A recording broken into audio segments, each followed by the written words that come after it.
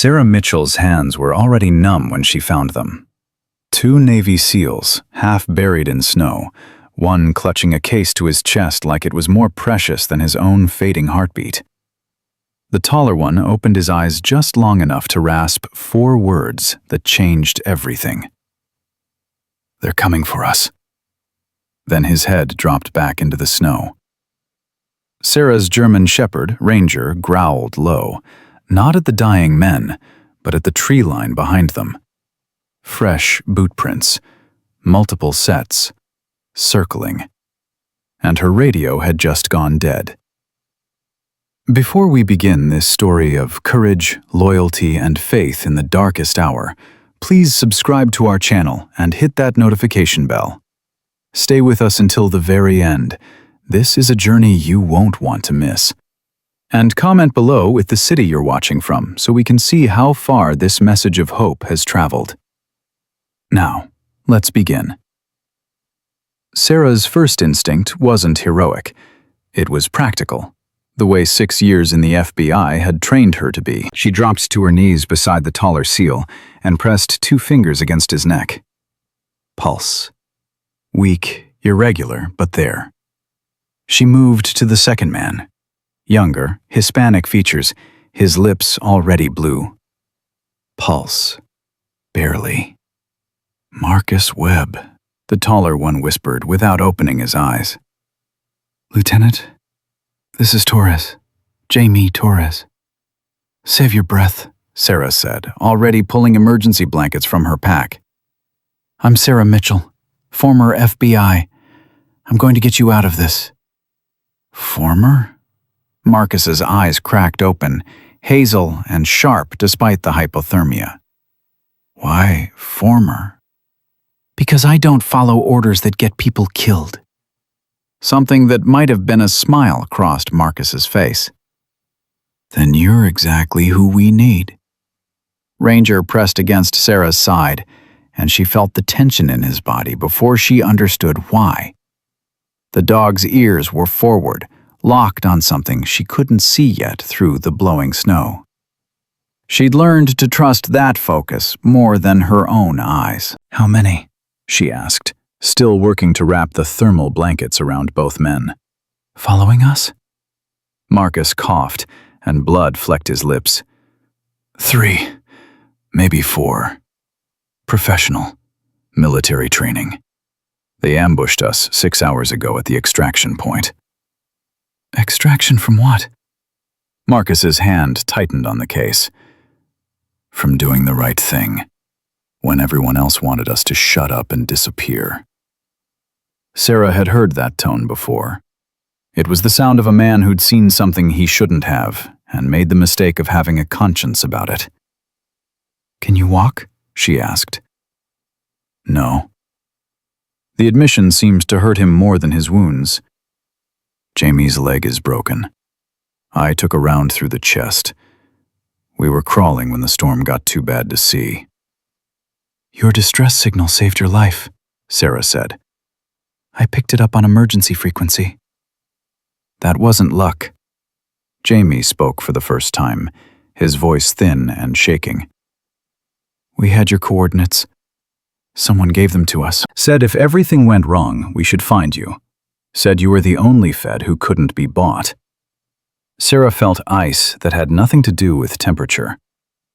"Who told you that?" "Don't know his name. He called himself a friend. Said he'd been watching you since your suspension. Said you'd been marked." "Marked for what?"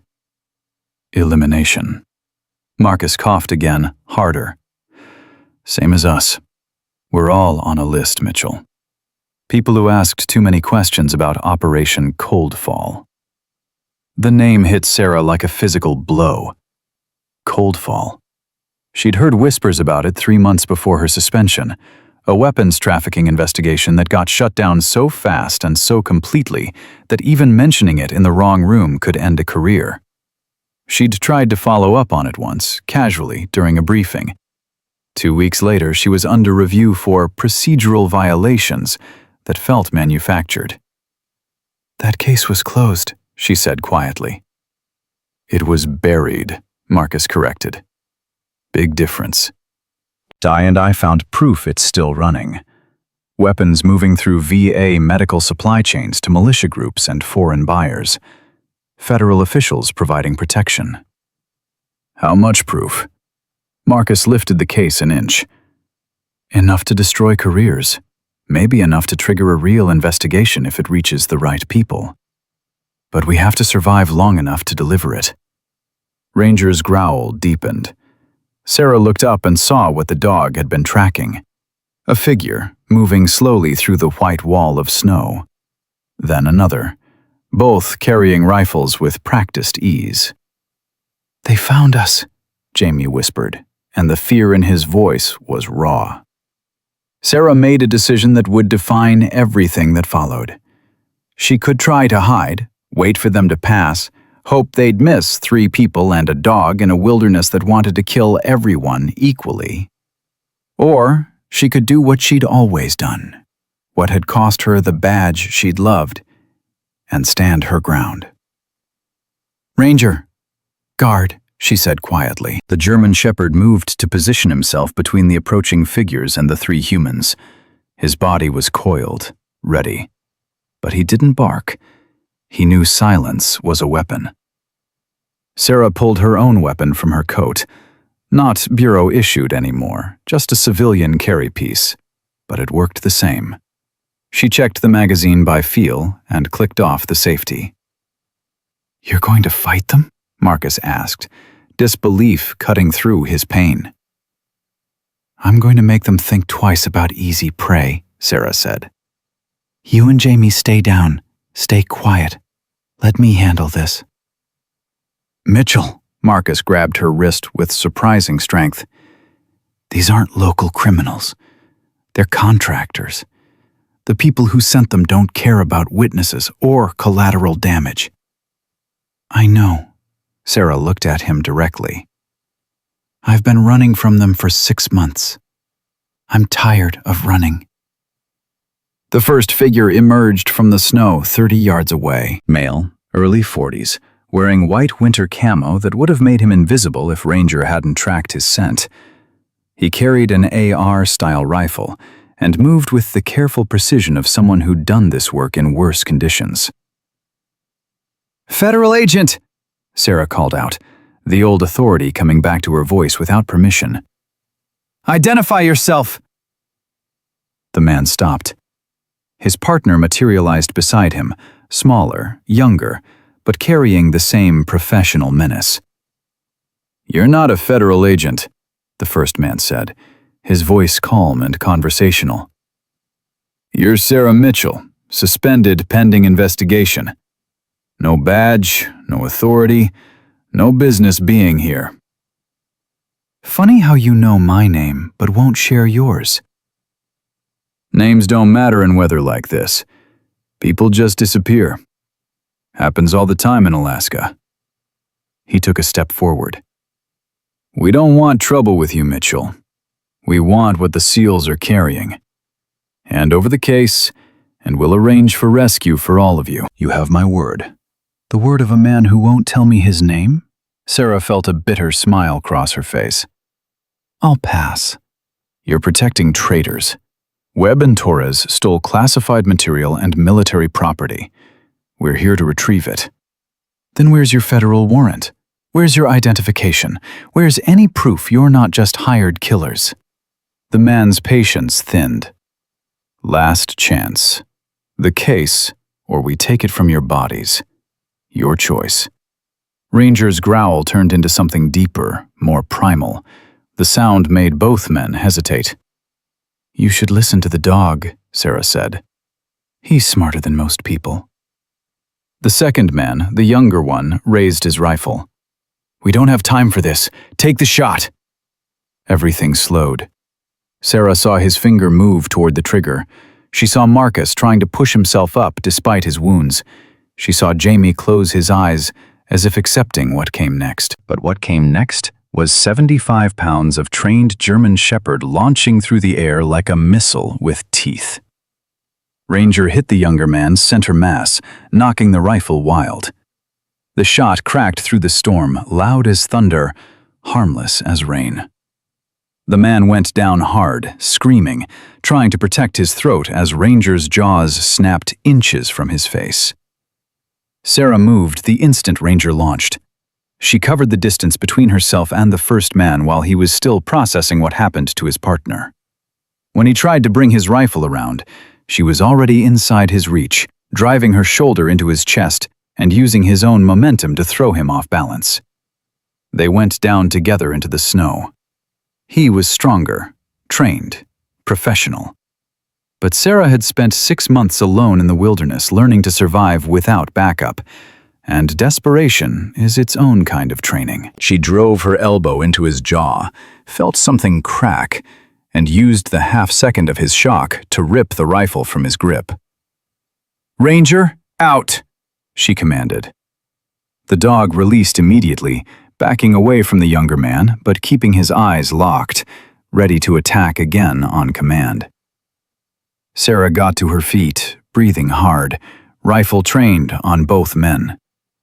The older one was bleeding from his mouth. The younger one was crying, checking his neck for puncture wounds that weren't there. "You taught him not to bite?" the older man asked, almost impressed. "I taught him to bite when I say bite," Sarah corrected. "And to stop when I say stop. Big difference." "This isn't over," the older man said, spitting blood into the snow. "You think we're alone out here? There are more, and they won't give you a chance to talk." "Then I guess we're all in trouble," Sarah said. "Because I'm not giving up that case. And I'm not letting you kill these men." She backed toward Marcus and Jamie, keeping the rifle trained on both contractors. Ranger moved with her, maintaining his guard position. "Marcus, can you hold this?" She offered him the rifle. Barely, but he took it anyway, his hands shaking from cold and blood loss. "What are you doing?" "Buying us time." She pulled out her satellite phone and powered it on. The screen glowed weakly in the storm. No signal. She tried her radio again. Dead. Something was jamming them.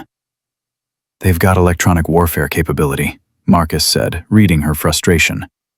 "Noticed it right before they hit us. Everything went dark at once."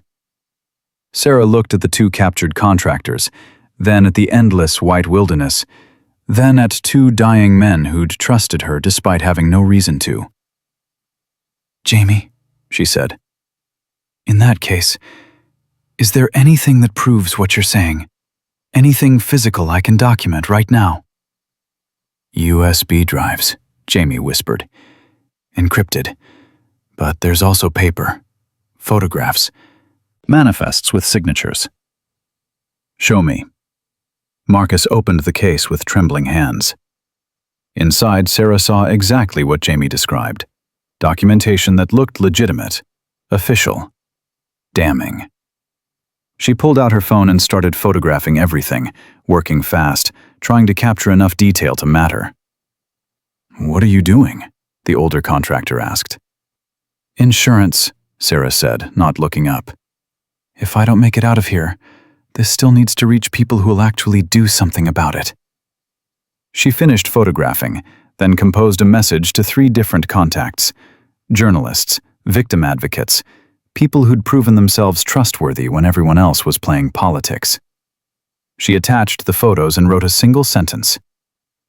"If you don't hear from me in 12 hours, publish everything." She hit send. The phone struggled, searching for signal through the jamming. 1 bar appeared. The message showed sending for agonizing seconds. Then, delivered. "You just made a huge mistake," the older contractor said. "Won't be my first," Sarah replied. "Won't be my last." A crack echoed through the storm. Not close, but not far enough. Gunfire. Then another. Then silence. Ranger's ears swiveled toward the sound. His body tensed in that way that meant threat approaching, not immediate, but coming. "More of your friends?" Sarah asked the contractors. The older man's face had gone pale. That's not us. We were the containment team. That's cleanup. Meaning? Meaning someone decided not to wait for us to bring back the case. They're just going to kill everyone and sort it out later. Sarah felt the temperature drop inside her chest. How many? I don't know, but if they're firing already, they've found a target. She looked at Marcus and Jamie, both barely conscious, looked at two contractors who'd tried to kill them, looked at her dog, whose loyalty had never wavered even when everyone else had walked away. Here's what's going to happen, Sarah said, making another choice that couldn't be unmade. I'm going to drag Marcus and Jamie to shelter. You two are going to help me. Because if cleanup is coming, they're not going to care that you failed. They're going to erase you too. The older contractor stared at her. You want us to help you? I want all of us to live long enough to testify about what's really happening here. Sarah lowered the rifle slightly. You can die alone trying to protect people who already threw you away. Or you can survive together and maybe salvage something decent out of this nightmare. Your choice. But decide fast, because we've got maybe 5 minutes before they're on us. The two contractors looked at each other. Some silent communication passed between them. Then the older one nodded. There's a cave system half a mile north, he said. Thermal shelter. Entrance is hidden by ice formations. We scouted it yesterday. Then that's where we go. Sarah moved to Marcus and started the brutal work of getting him upright.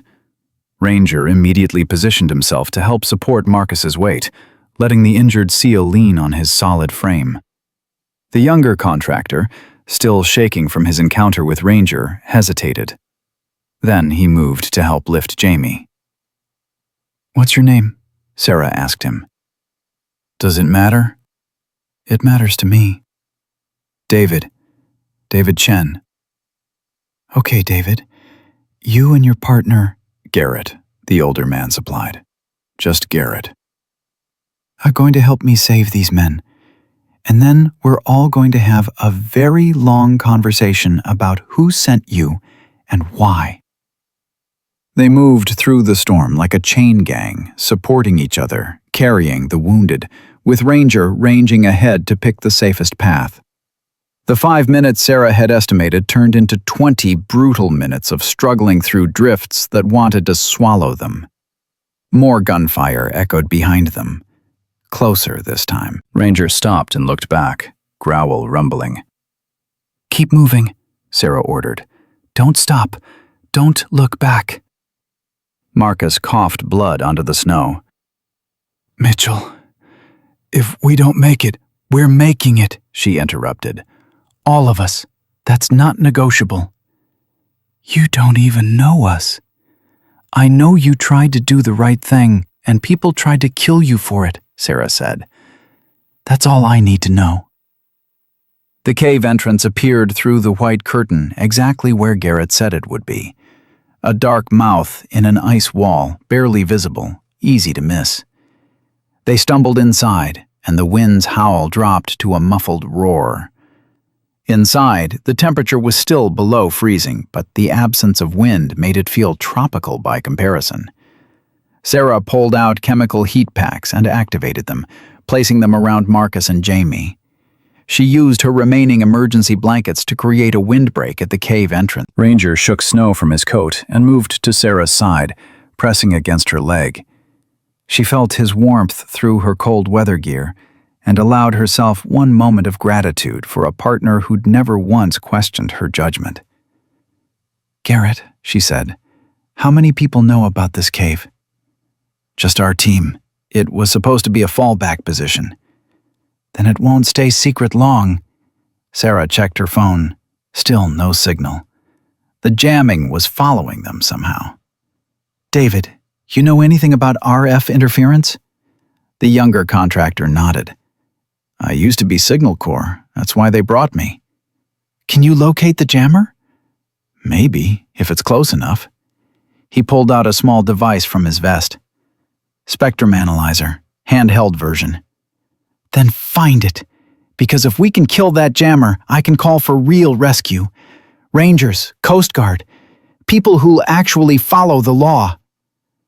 David activated the analyzer and began scanning. The device beeped and clicked, tracking invisible signals. Got something. Strong signal. Rhythmic pulses. It's moving. Moving how? Like someone carrying it. Approximately 200 yards west, coming toward us. Sarah looked at Marcus. That case. What's really on those drives? Names, Marcus whispered. Federal officials, judges, procurement officers. Everyone involved in Coldfall. Everyone who's been using veteran resources as cover to traffic weapons for 3 years. How high does it go? Higher than you want to believe. Sarah understood then why they'd sent contractors instead of official agents, why they were willing to kill in a blizzard rather than risk exposure. This wasn't about stopping theft or recovering classified material.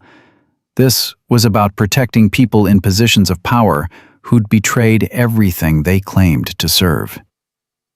Ranger, she said quietly. The dog looked at her with those intelligent eyes. We might have to fight. You ready? Ranger's tail moved once, not a happy wag, an acknowledgement. Yes, ready. Footsteps crunched outside the cave. Voices. At least 3, maybe more. They weren't trying to be quiet anymore. Garrett and David exchanged glances. Both of them had gone pale. That's Collins, Garrett whispered. He's the lead cleaner. If he's here, it means they've decided we're all liabilities. Then I guess we're all on the same side now, Sarah said. She picked up the rifle again. Anyone here want to die today? Silence. Good. Then let's show these people what happens when they underestimate decent humans who've had enough. Outside, someone called into the cave. We know you're in there. We have thermal imaging. We can see your heat signatures. You've got 30 seconds to send out the case, or we're coming in with grenades. Sarah looked at the wounded SEALs, at the 2 contractors who'd switched sides, at her faithful dog. Then she did something none of them expected. She laughed. Not hysterical laughter, not fear, just genuine, dark amusement at the absurdity of being threatened in a cave in Alaska by people who thought violence was the answer to everything. You know what I'm tired of? She called back. I'm tired of people who think power means they don't have to face consequences. I'm tired of systems that protect predators. And I'm really tired of men with guns who think that makes them right. 30 seconds, the voice repeated. Sarah raised her phone. See this? I already sent copies of everything in that case to 3 different journalists. By now, it's been forwarded to a dozen more. In about 2 hours, this story goes public whether I'm alive or dead. So you can kill us, but you can't kill what we know. Your only choice is how big this scandal gets. You're bluffing. Try me, Sarah said, because I've got nothing left to lose. They already took my badge, my career, my reputation. What are you going to threaten me with? Death? I'm already dead to the people I used to call colleagues. At least this way, I die knowing I stood for something. Silence outside, long enough that Sarah wondered if they'd actually left.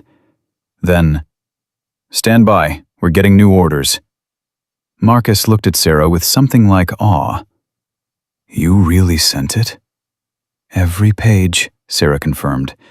If we don't make it, at least the truth does. They could still come in, Garrett said. New orders might be kill everyone anyway. Maybe, Sarah agreed. But now they know the world will find out. That changes the calculation. Jamie was crying quietly. Whether from pain or relief or exhaustion, Sarah couldn't tell.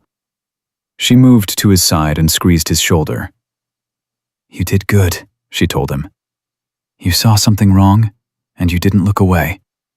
That takes more courage than most people ever show. We're going to die here, Jamie whispered. Maybe. But we're going to die with the truth on our side. That counts for something. Ranger pushed his nose into Sarah's hand, and she felt his warmth, his solidity, his absolute trust. In that moment, she realized something that had been true for 6 months, but she'd been too angry to accept. Losing her badge hadn't made her less capable of doing the right thing. It had freed her to do it without permission. "Mitchell," Marcus said, "if we get out of this, when we get out of this," she corrected. "When we get out of this, what are you going to do?" Sarah thought about that, about the career she'd lost, about the system that had failed her, about 2 Navy SEALs who'd been willing to die rather than be complicit in corruption. "I'm going to keep doing exactly what I'm doing," she said, "finding people the system abandoned and refusing to let them die alone in the cold." Outside, a radio crackled. Sarah heard fragments of conversation. "Media already has it. Damage control. Pull back and deny." Then the footsteps retreated. Not running, but moving away with purpose. The cave fell silent except for the wind's constant howl. They waited. 5 minutes. 10. Ranger remained alert, but his hackles lowered slightly. Finally, David checked his spectrum analyzer. "Jamming signal is moving away, getting weaker." Sarah tried her sat phone again. 1 bar. 2. Signal. She dialed emergency services with shaking hands. "This is Sarah Mitchell. I need immediate rescue and medical evacuation. Aurora Point Wilderness, approximately 3 miles northwest of Checkpoint 7. I have 2 critically injured Navy SEALs, multiple witnesses to attempted murder, and evidence of federal corruption. Send everyone." The dispatcher's voice crackled through. "Ma'am, we're already mobilizing. We received your uploaded files 20 minutes ago. Multiple agencies are responding. Can you hold your position?" "We can hold," Sarah said, and felt tears she'd been holding back for 6 months finally break free. "We can hold." She ended the call and looked at the people around her. Marcus and Jamie, wounded but alive. Garrett and David, contractors who'd chosen survival over loyalty to corrupt masters. And Ranger, who'd never needed a badge to know the difference between right and wrong. "Help's coming," she said simply. "How long?" Marcus asked. "Does it matter? We made it this far. We can make it a little farther." And in that ice cave in the Alaska wilderness, surrounded by people who should have been enemies, Sarah Mitchell understood that redemption doesn't come from institutions or badges or official approval. It comes from choosing to stand with the vulnerable when everyone else walks away. It comes from refusing to let evil win, just because fighting it costs everything. It comes from the loyalty of a good dog and the courage of imperfect people trying to do one decent thing in a world that makes decency expensive. Outside, the storm continued to rage. Inside, 5 humans and 1 faithful dog waited for morning. And for the first time in 6 months, Sarah Mitchell felt something she'd forgotten how to feel. Hope. The cave felt smaller once they stopped moving. Sarah watched Marcus's breathing turn shallow and heard the wet rattle that meant fluid building up somewhere it shouldn't be. Jamie had stopped shivering, which was worse than if he'd been shaking. The body gives up on warming itself right before it gives up on everything else. "How long did they say?" Marcus asked, each word costing him. "They didn't." Sarah pressed a fresh heat pack against his chest, over the gunshot wound she'd packed with gauze that was already soaked through. "But they're coming. Multiple agencies." "Multiple agencies means turf wars," Garrett said from his position near the cave entrance. "Means everyone arguing about jurisdiction while we bleed out." "Helpful," Sarah shot back. You always this optimistic? I'm realistic. There's a difference. David was still monitoring the spectrum analyzer, watching the jamming signals retreat. It's almost gone. Whoever was carrying it pulled back fast. They got new orders, Sarah said. Probably to disappear before the rescue teams arrive with cameras and witnesses. Marcus coughed, and blood appeared at the corner of his mouth. Sarah's stomach dropped, but she kept her face neutral.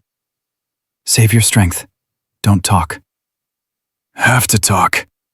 Marcus grabbed her wrist with fingers that barely had strength left.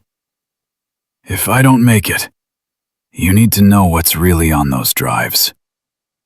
You're making it. Mitchell, listen to me. His hazel eyes locked on hers with desperate intensity. It's not just weapons trafficking. That's what they want people to think. The real operation is recruitment. Sarah felt ice spread through her chest. Recruitment for what? Veterans with specialized skills. SEALs, Rangers, Force Recon. People who can't adjust to civilian life, who feel abandoned by the system. They're being funneled into a private military company called Northern Solutions. Officially, it's security contracting. Unofficially, it's a domestic militia. Garrett finished quietly. I should know. That's who hired us. The cave went silent except for wind and labored breathing. Sarah looked at Garrett with new understanding. You're not just contractors. You're part of this. We're part of it. Garrett's face was hard. Past tense. I signed up thinking it was legitimate security work.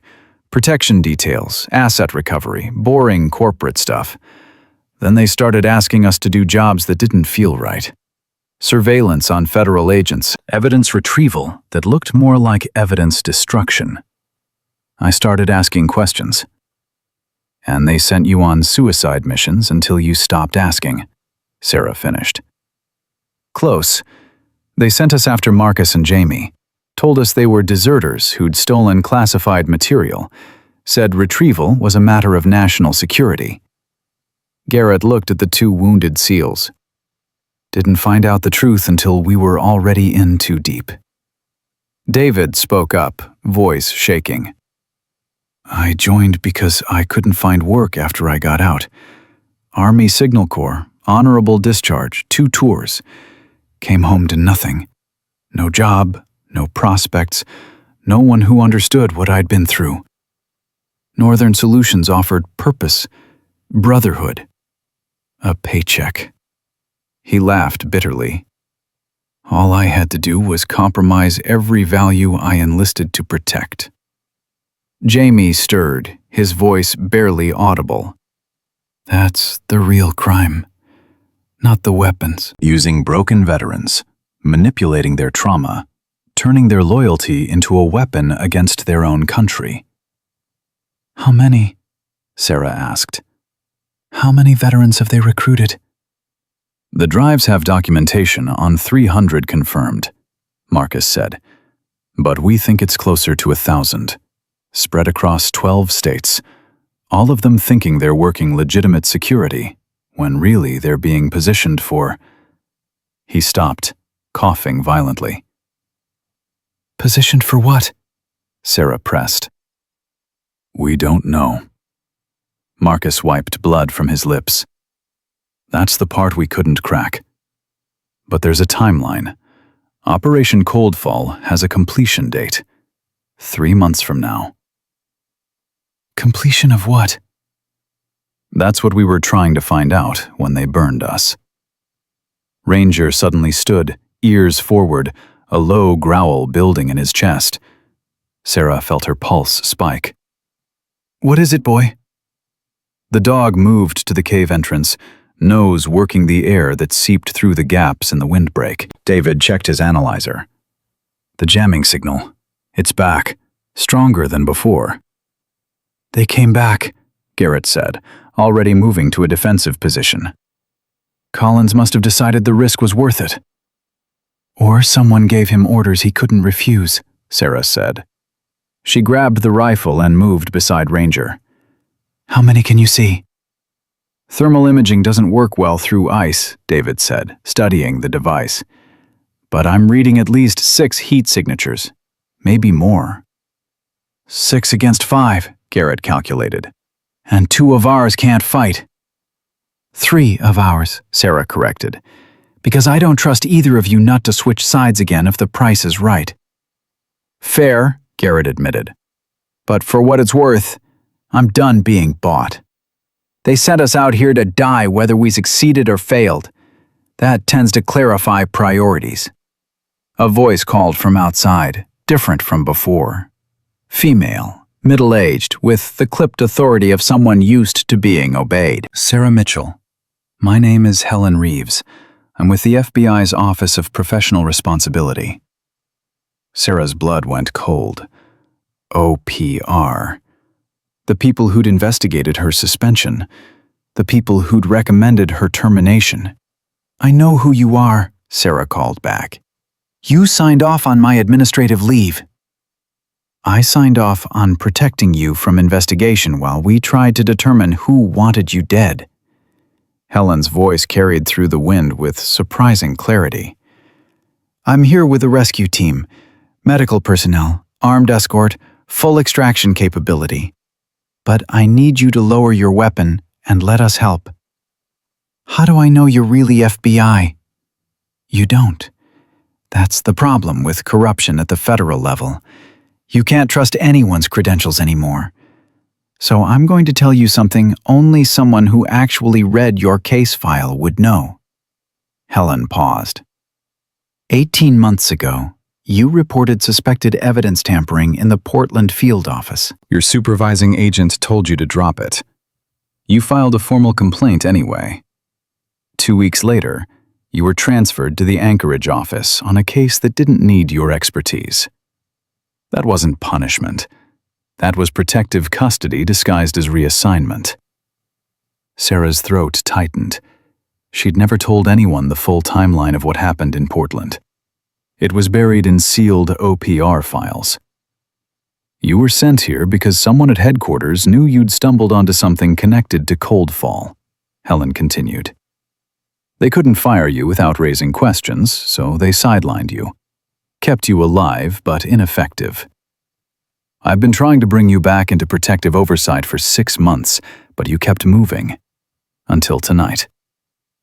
Why should I believe you? Because if I wanted you dead, you'd be dead. We've had thermal imaging on this cave for 20 minutes. I could have sent in the team while you were arguing with each other. Instead, I'm talking. That should tell you something. Marcus touched Sarah's arm. I know Helen Reeves. She investigated Operation Coldfall 3 years ago. They shut her down hard. If she's here, she's risking her career. Or it's a trap, Sarah said. Everything's a trap, Marcus replied. Question is whether the trap is worse than bleeding to death in a cave. Sarah looked at Ranger. The dog had stopped growling. His ears were still forward, still alert, but his body language had shifted from threat response to assessment mode. He was reading something in the air, some signal Sarah couldn't detect. Ranger thinks she's telling the truth, Sarah said quietly. You trust your dog over federal credentials? Garrett asked. Every single time. Sarah made a decision. Helen, I'm going to step out. If anyone shoots, my dog will know before I do, and he's trained to respond to gunfire. You'll have a very angry German Shepherd in your midst before your trigger finger can twitch twice. Clear? Crystal, come out slow, hands visible. Sarah lowered the rifle, set it carefully on the cave floor, and stepped through the windbreak with her hands raised. Ranger moved with her, close to her side, still assessing. What Sarah saw made her breath catch. 12 people, all in legitimate rescue gear with agency identification clearly displayed. 2 EMTs with medical sleds. 4 armed agents in FBI tactical gear. 3 people in OPR windbreakers. And Helen Reeves, exactly as Sarah remembered from their one face-to-face meeting, Late 50s, gray hair pulled back, sharp eyes that missed nothing, and a face that looked tired in the way that comes from fighting internal battles that never make the news. "The 2 SEALs need immediate medical attention," Sarah said without preamble. "Gunshot wound to the chest, broken leg, severe hypothermia, possible internal bleeding." Helen gestured, and the EMTs moved forward immediately. "Anyone else injured?" "Not critically." 2 contractors inside, who were sent to kill us but changed their minds. They have information about Northern Solutions. Helen's expression didn't change, but Sarah saw something flash in her eyes. Recognition. Confirmation of something she'd suspected. "Bring them out," Helen ordered. "All of them. We're doing this by the book, which means everyone gets medical attention and everyone gets interviewed. No shortcuts." The EMTs worked with efficient urgency, moving Marcus and Jamie onto medical sleds with heated blankets and portable oxygen. Jamie was unconscious now. Marcus kept trying to talk, kept pointing at the case. "The drives," he gasped as they loaded him. "Mitchell has them. Don't let them disappear." "They won't," Helen said firmly. She turned to Sarah. "Where's the evidence?" Sarah pulled the waterproof case from inside her coat, where she'd been keeping it warm. "Encrypted drives, paper documentation, photographs." Marcus says it's proof of weapons trafficking through VA supply chains and systematic recruitment of veterans into what amounts to a domestic militia. Helen took the case with careful hands, sealed it in an evidence bag, and signed the chain of custody log. "Did you access any of the encrypted material?" "No, but I photographed everything I could see and sent it to 3 journalists." Helen's mouth twitched in what might have been approval. "Smart. Reckless and career-ending, but smart. It's the only reason you're still alive." My career was already ended. "Your suspension was always temporary. The termination recommendation was falsified. I know, because I didn't write it. But my signature was forged onto it." Helen's voice carried an edge of anger Sarah recognized. Bureaucratic rage. The fury of someone who played by rules only to discover the rules themselves had been corrupted. Who forged it? "That's what I'm trying to find out. That's why I need you alive and talking." Helen gestured to the armed escorts. "You're coming with us. Protective custody, real this time. We have a secure facility in Fairbanks where we can debrief properly." "What about them?" Sarah pointed to Garrett and David, who'd emerged from the cave with their hands raised. "They're coming too. Anyone connected to this mess gets protection until we sort out who's actually criminal and who's just caught in the machine." One of the tactical agents approached Helen and spoke quietly into her ear. Helen's face darkened. "What?" Sarah asked. "We've got movement on the perimeter. At least 4 individuals, military gear, approaching from the east. They're not responding to radio hails." "Collins," Garrett said. "He never gives up on a contract. It's bad for business." "Then it's time to leave." Helen's voice sharpened into command mode. "Everyone on the transports, now. We'll use 2 helicopters, split the civilians. Armed escort on both. Move!" The rescue team executed with practiced precision. Sarah found herself being hustled toward a helicopter with Ranger at her side. She could see Marcus and Jamie being loaded onto the other bird, medical personnel already working on them mid-transport. "Wait," Sarah said. "The jammer! Someone's still running interference." "We're aware," Helen said. "We've got electronic warfare specialists trying to triangulate the source. It's mobile, sophisticated, and expensive. Not the kind of equipment you pick up at Radio Shack." The helicopter's rotors began spinning up, throwing snow in wild vortexes. Sarah climbed inside, and Ranger jumped up beside her without hesitation. The door gunner, a young agent with alert eyes, gave the dog an approving nod. "Good-looking shepherd," he said over the noise. "He bite?" "Only when I tell him to," Sarah replied. "Good to know." The helicopter lifted, and Sarah watched the ice cave shrink below them. She could see figures emerging from the tree line, dark shapes against white snow. One of them raised what looked like a rifle. "Incoming!" the pilot shouted. The helicopter banked hard, and Sarah grabbed a handhold to keep from sliding.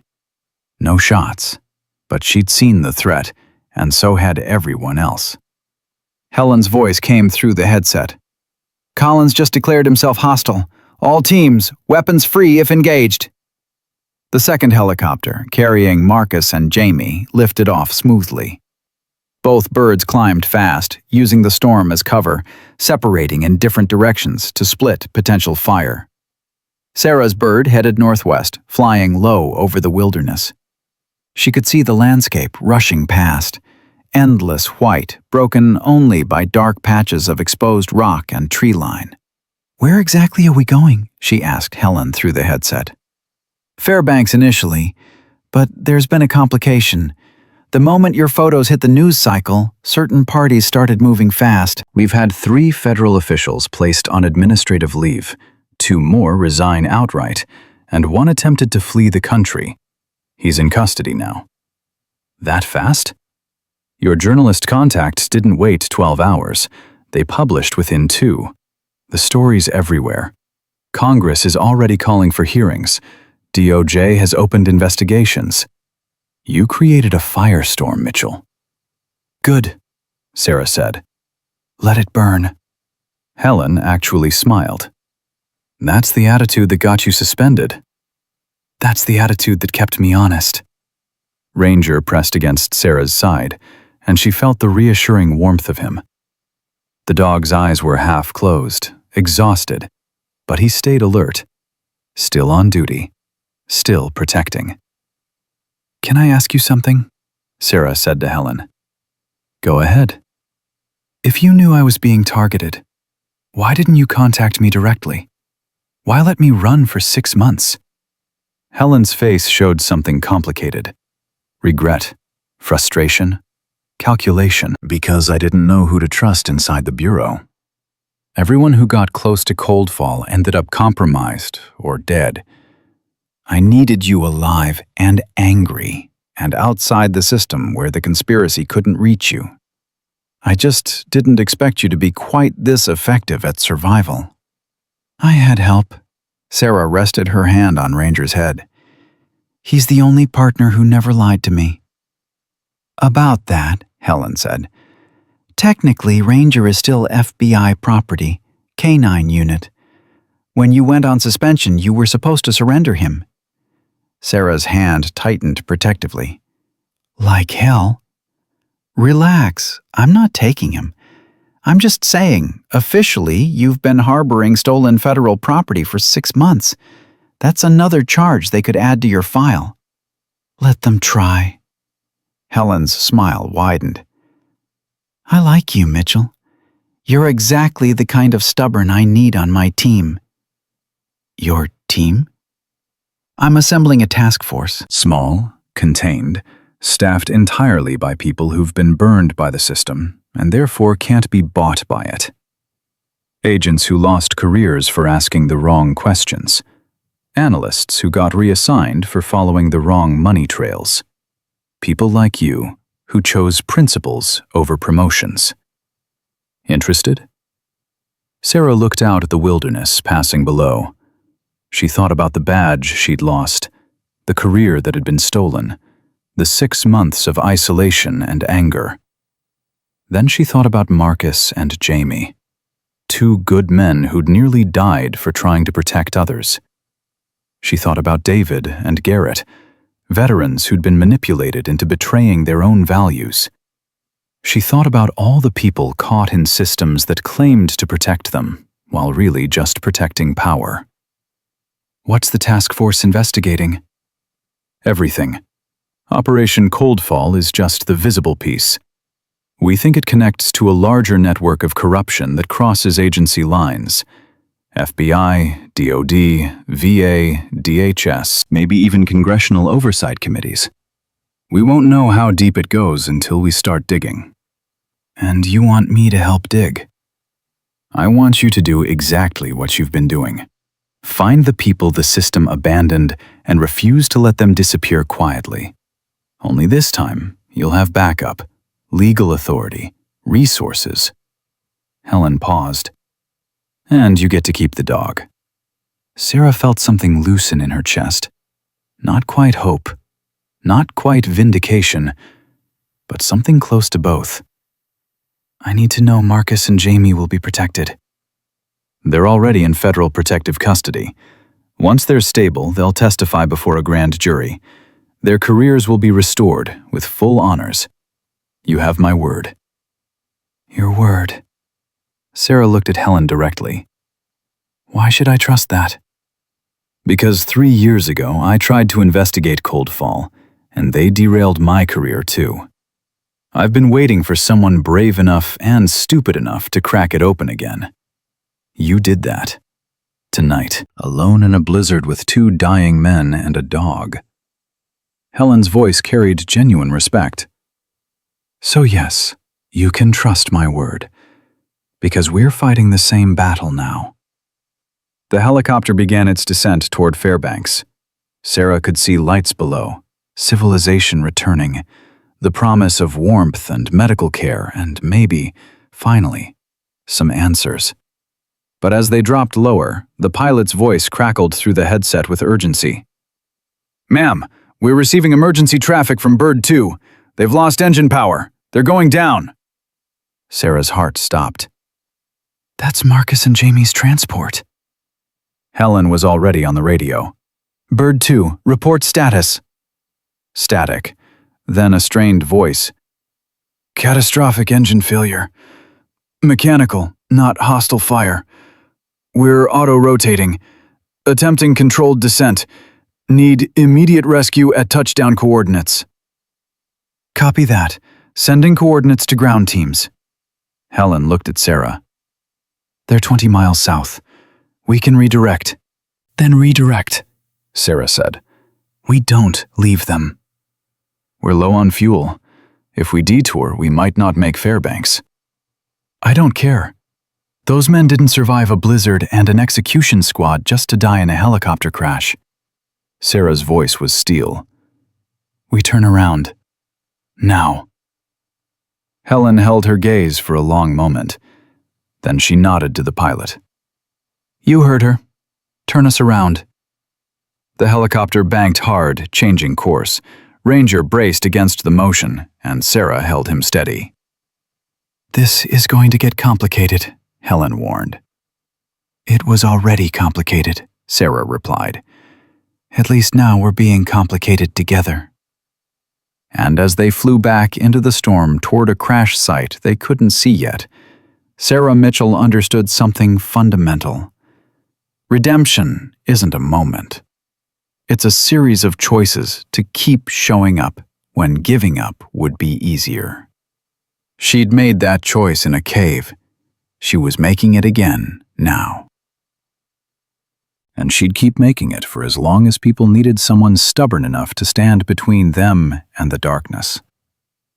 The coordinates led them to a clearing that shouldn't have existed, a gap in the forest where the helicopter had punched through trees before settling at an angle that made Sarah's stomach clench. Smoke rose from the engine compartment, black against white snow, and the rotors were twisted metal fingers pointing at the sky in accusation. Set us down, Helen ordered. Fast and close. The pilot brought them in hard, snow exploding around the skids.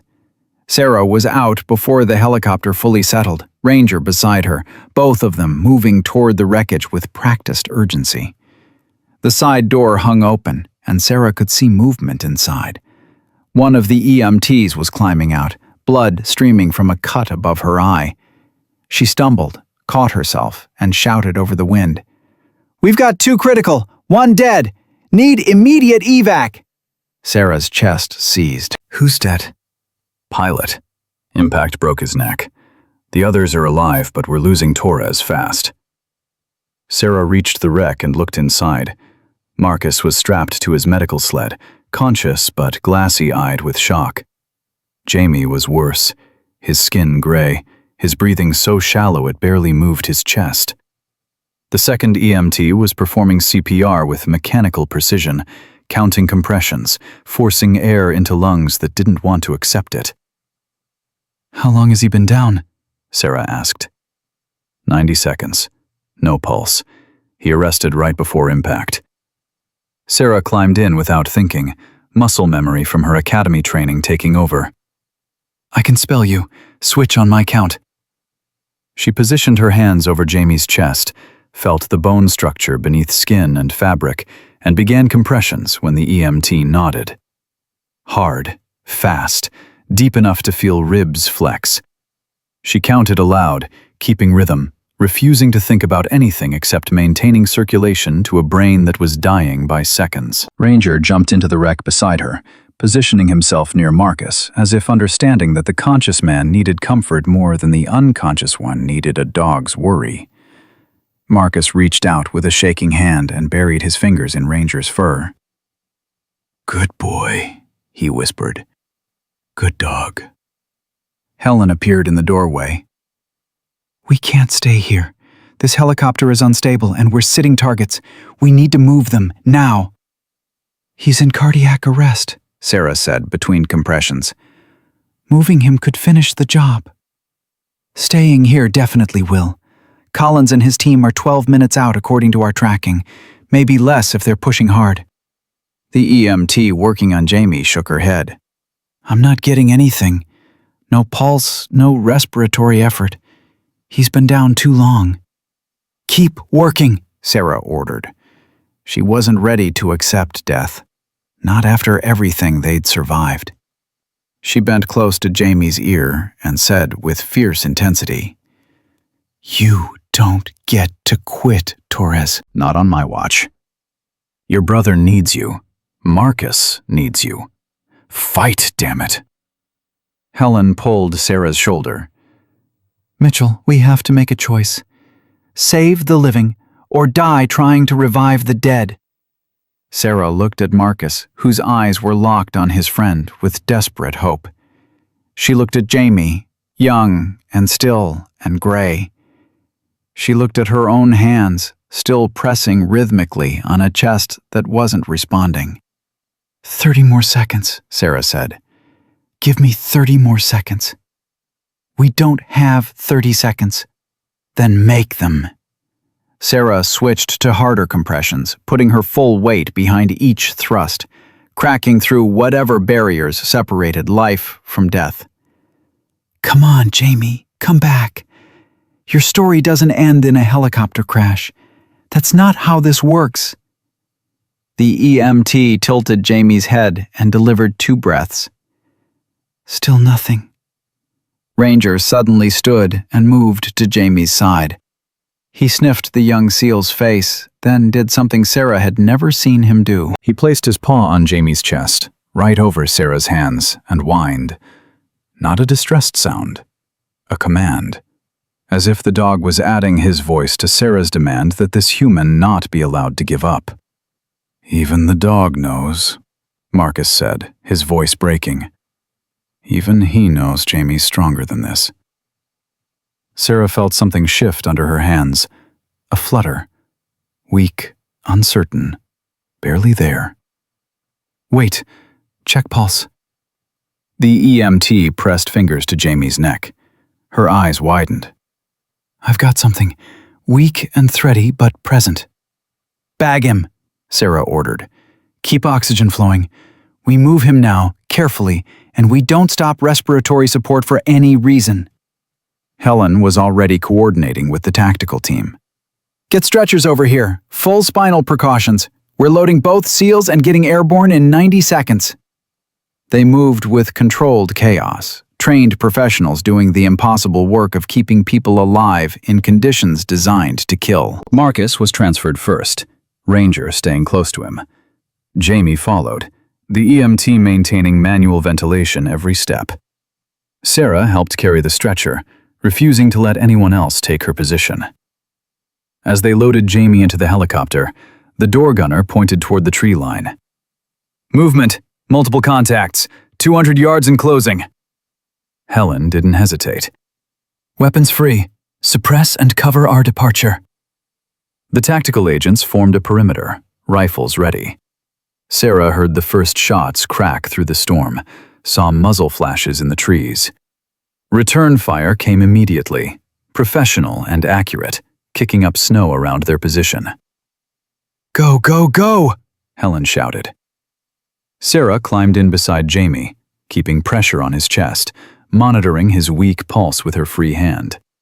Ranger jumped in last, and the helicopter lifted before the door fully closed.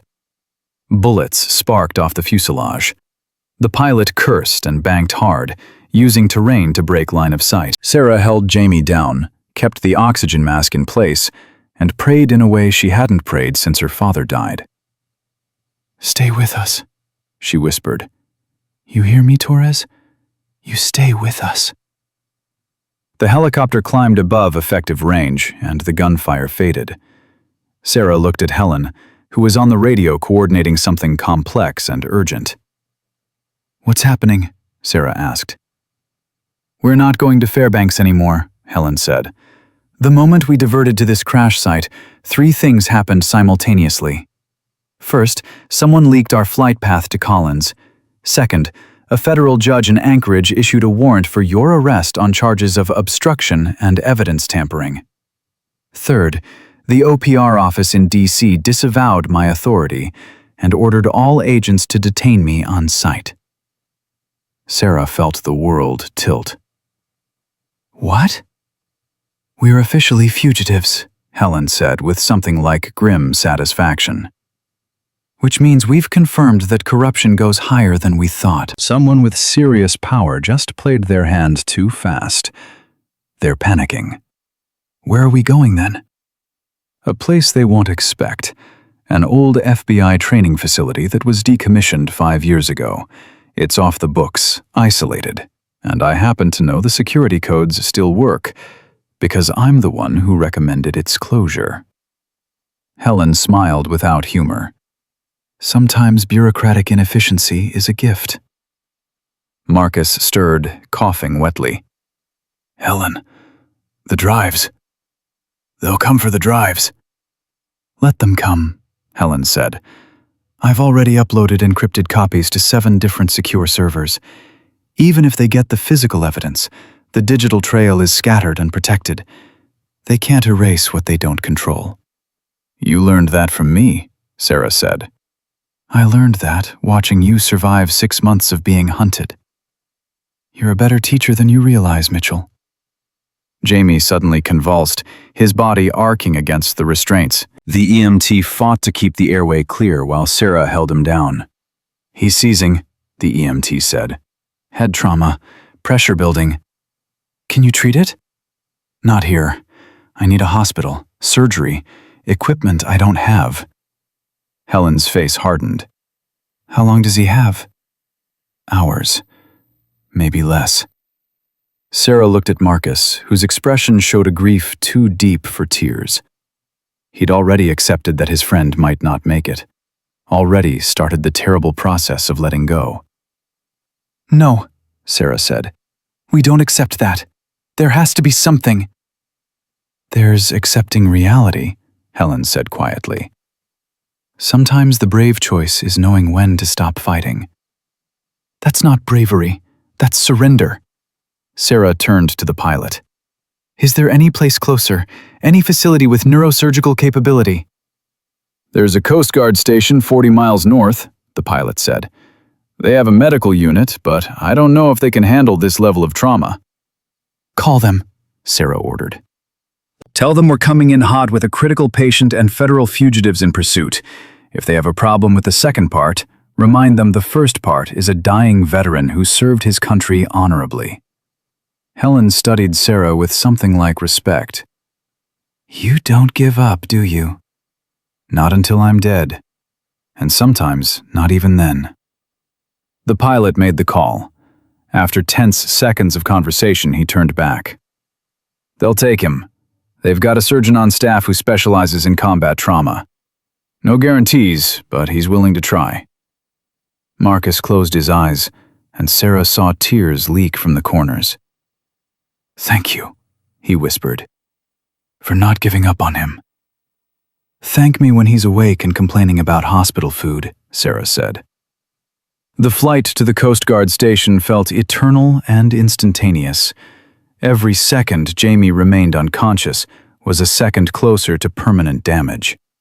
Every breath he took without convulsing was a small victory. Sarah kept her hand on his pulse point, counting beats, maintaining connection, as if her will alone could keep his heart functioning. Ranger pressed against her side, and Sarah realized the dog was shaking, not from cold, from exhaustion and stress. He'd been on high alert for hours, protecting, guarding, never resting.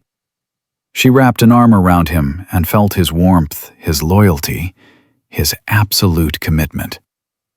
You're the best partner I've ever had, she told him. You know that?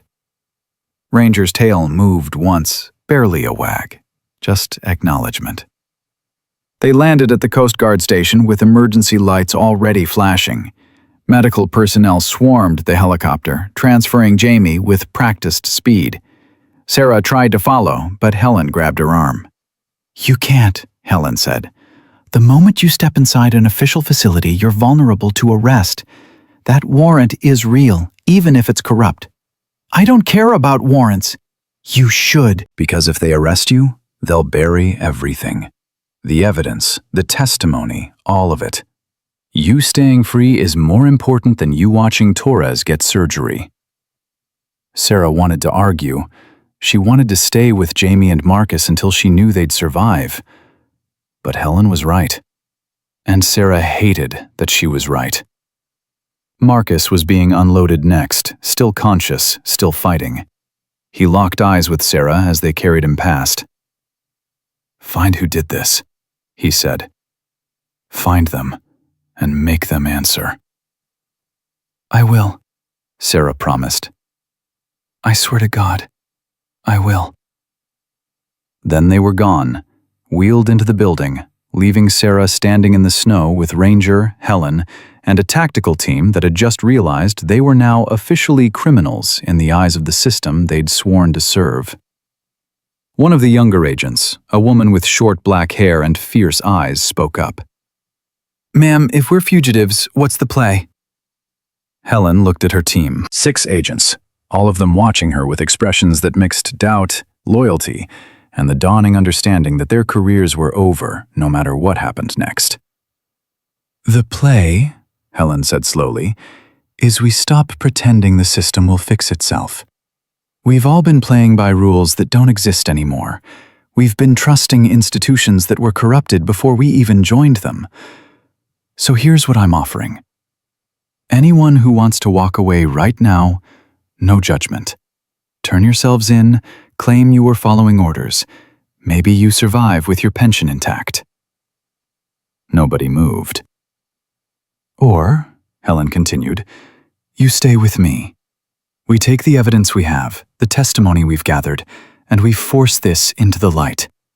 We go directly to the media, to congressional oversight, to anyone who'll listen. We become the story, instead of being characters in someone else's cover-up. But if you stay, understand this. We're burning every bridge. There's no going back. The young female agent stepped forward. I didn't join the FBI to protect corruption. I joined to stop it. So where do we start? Helen smiled. We start by finding out who issued that warrant and who's really running Northern Solutions. We start by connecting every name on those drives to actual crimes with actual evidence. And we start by making sure that even if they kill us, the truth survives. Sarah felt something fierce and clean burn through her exhaustion. This was what justice looked like when it was stripped of bureaucracy and politics. Raw, dangerous, and absolutely necessary. I know someone who can help, Sarah said. A journalist in Seattle, Emma Price. She specializes in defense contractor investigations. If anyone can help us build an airtight public case, it's her. Can you trust her? I trusted her 6 months ago when I sent her preliminary information about evidence tampering in Portland. She sat on it, waiting for more corroboration, rather than running a half story that could be discredited. That's the kind of patience and integrity we need. Helen nodded. Make the call. Tell her everything. And tell her we need protection for whistleblowers, medical care for wounded witnesses, and a media platform big enough that they can't silence it. Sarah pulled out her phone. 1 bar of signal. Enough. She dialed Emma's number from memory, and the journalist answered on the second ring. Emma Price? Emma, it's Sarah Mitchell. A pause. The suspended FBI agent. Former FBI agent. Currently a fugitive wanted for obstruction and evidence tampering. But I've got the story of the decade if you're interested. Emma's voice sharpened with focus. I'm listening. Sarah talked fast, laying out everything. Operation Coldfall, Northern Solutions, the weapons trafficking, the militia recruitment, the federal officials on the take, the 2 Navy SEALs who'd nearly died exposing it. She talked about Marcus and Jamie, about Garrett and David, about a system so broken that doing the right thing required becoming a criminal. When she finished, Emma was quiet for a long moment. How much proof do you have? Encrypted drives with documentation on 300 recruited veterans, financial records, shipping manifests, photographs, testimony from multiple witnesses including active duty SEALs and former contractors, and a federal agent who's willing to go on record about institutional cover-up. Jesus, Emma breathed. Sarah, this is Pulitzer level if it's true. It's true, and people are dying to keep it quiet. I need your help to make sure their deaths matter. Where are you right now? Can't tell you that.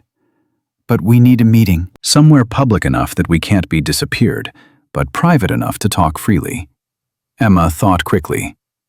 There's a church in Anchorage, St. Michael's. Father Rodriguez runs it.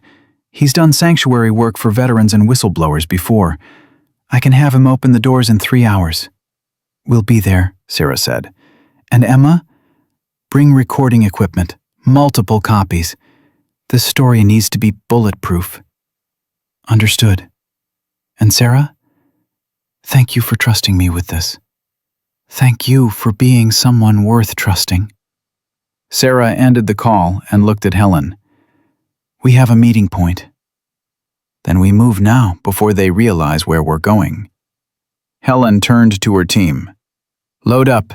We're going dark until we reach Anchorage. No radio traffic, no phone calls, nothing they can track. Understood? The agents moved with renewed purpose. Sarah climbed back into the helicopter with Ranger, feeling the weight of everything they carried. Evidence that could destroy careers, testimony that could save lives, and a responsibility to people like Marcus and Jamie who'd paid the price for having a conscience. As the helicopter lifted off, Sarah looked back at the Coast Guard station, where 2 men were fighting for survival. She thought about Jamie's seizure, about Marcus's tears, about the cost of standing against corruption. Helen sat beside her.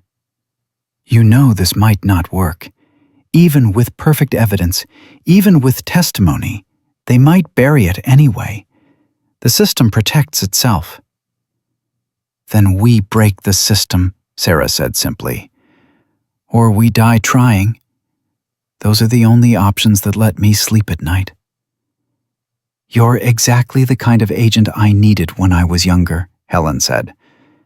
Before I learned to compromise. It's not too late to unlearn that lesson. Helen laughed, and it sounded like freedom. No, I suppose it's not. Ranger rested his head on Sarah's lap, finally allowing himself to relax. Sarah stroked his ears and felt the solid reality of him, the one constant in a world that kept shifting under her feet. We're going to make this right, she told the dog. For Marcus, for Jamie, for all the veterans who got used as pawns. We're going to make this right or die trying.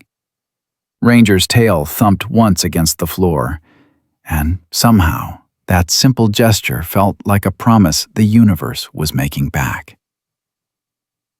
St. Michael's Church sat in a part of Anchorage that developers had forgotten, surrounded by buildings that wore their age like scars. Sarah approached on foot with Ranger, Helen, and 2 agents flanking them, while the rest maintained perimeter security. The church doors were open, warm light spilling onto snow-covered steps. Father Rodriguez waited inside, a man in his 60s with silver hair and hands that had seen hard work. He nodded to Sarah without questions, the kind of man who'd learned that sometimes helping meant not asking why. "The journalist is in the basement," he said quietly. "She brought friends. I hope that's acceptable." Sarah's hand moved toward her weapon. "What kind of friends?" "The recording kind. Cameras, microphones, the works. She said you'd want documentation." Helen looked at Sarah. "Your call." Sarah thought about Marcus bleeding in a cave, about Jamie seizing in a helicopter, about 6 months of running and hiding while the truth festered in darkness. "We go in. If this is a trap, at least we'll die on camera." They descended stairs that creaked with honest age. The basement was larger than expected, set up like a community meeting space with folding chairs and tables. Emma Price stood near the back wall with 3 other people, all of them holding professional recording equipment. Emma herself looked exactly like her byline photo. Early 40s, dark skin, natural hair pulled back, eyes that evaluated everything twice. "Sarah Mitchell," Emma said, extending her hand. "Thank you for trusting me with this." Sarah shook it, feeling calluses that suggested Emma knew manual work alongside her journalism. "Thank you for not calling the police the moment I contacted you." "The police are why you're here." Emma gestured to her companions. "This is my camera operator, sound engineer, and legal counsel. Everything said in this room will be recorded, encrypted, and distributed to 7 different news organizations simultaneously. They can't kill a story that's already everywhere." "Smart," Helen said, stepping forward. "I'm Helen Reeves, FBI Office of Professional Responsibility. Or I was until approximately 4 hours ago, when I became a fugitive for refusing to participate in institutional corruption." Emma's eyes widened slightly. "You're willing to go on record?" "I'm willing to burn my entire career if it means exposing what's been happening." Helen pulled out a tablet and brought up files. Operation Coldfall started 3 years ago as a legitimate investigation into weapons theft from military surplus. Within 6 months, it became clear the theft wasn't random. It was systematic, organized, and protected by people inside DoD and FBI. "Protected how?" Evidence disappeared. Witnesses were transferred or terminated. Agents who pushed too hard ended up reassigned to Alaska. Helen looked at Sarah meaningfully. "The corruption ran deep enough that anyone asking questions became a liability." Emma turned to Sarah. "You were investigating this?" "I was investigating evidence tampering in Portland. Didn't know it connected to Coldfall until Marcus and Jamie showed up dying in the snow with proof." Sarah pulled out her phone and began transferring the photos she'd taken. "These are copies of documents from inside the case they were carrying. Manifests, financial records, recruitment lists." Emma's legal counsel, a sharp-eyed woman in her 30s, leaned in to examine the documents. "This shows VA medical supply shipments being diverted to private warehouses. Names, dates, signatures from federal officials authorizing the transfers?" "It gets worse," Sarah said. "Those diverted supplies weren't being sold on black markets.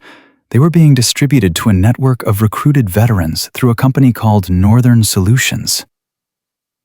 "I know that name," Emma said slowly. "They're a defense contractor. Legitimate security work, government contracts, the works." "That's the front," Helen said. "The reality is they're recruiting vulnerable veterans, offering them purpose and paychecks, and positioning them across 12 states for something called Operation Coldfall. We don't know what the end game is, but there's a completion date. 73 days from now. The room went silent, except for the hum of recording equipment. Emma's sound engineer spoke up for the first time. Completion of what? That's what we're trying to figure out, Sarah admitted. Marcus Webb and Jamie Torres were Navy SEALs who discovered this network while investigating a missing weapons shipment. When they tried to report it through official channels, they were told to stand down. When they persisted, someone tried to erase them.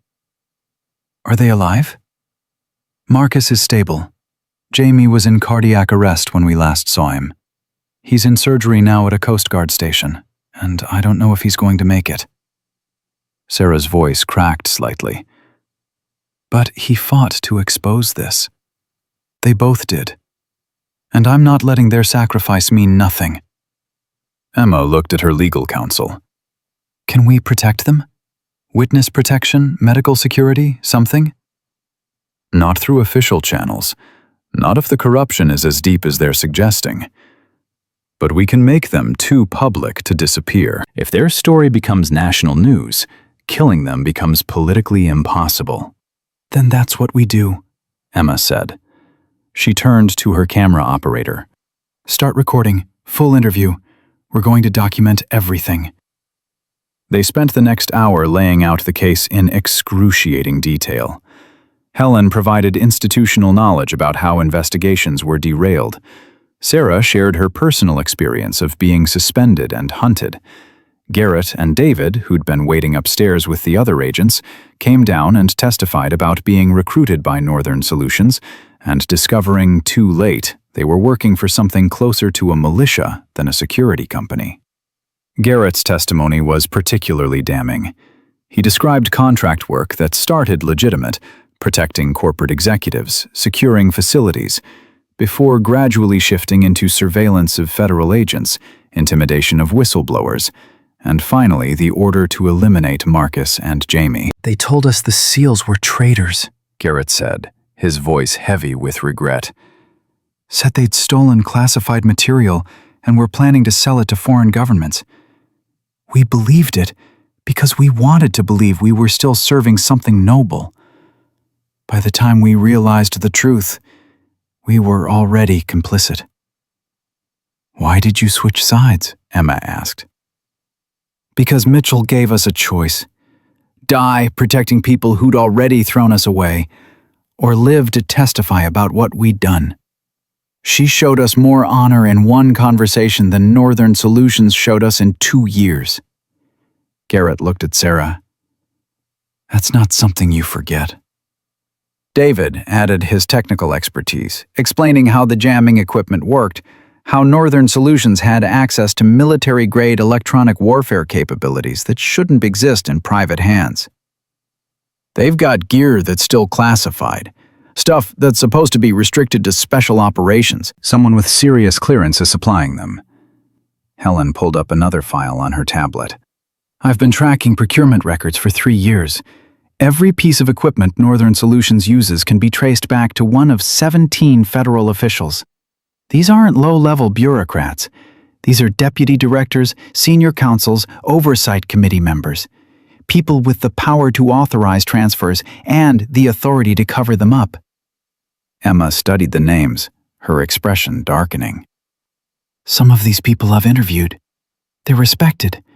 They've got military service records, decorated careers.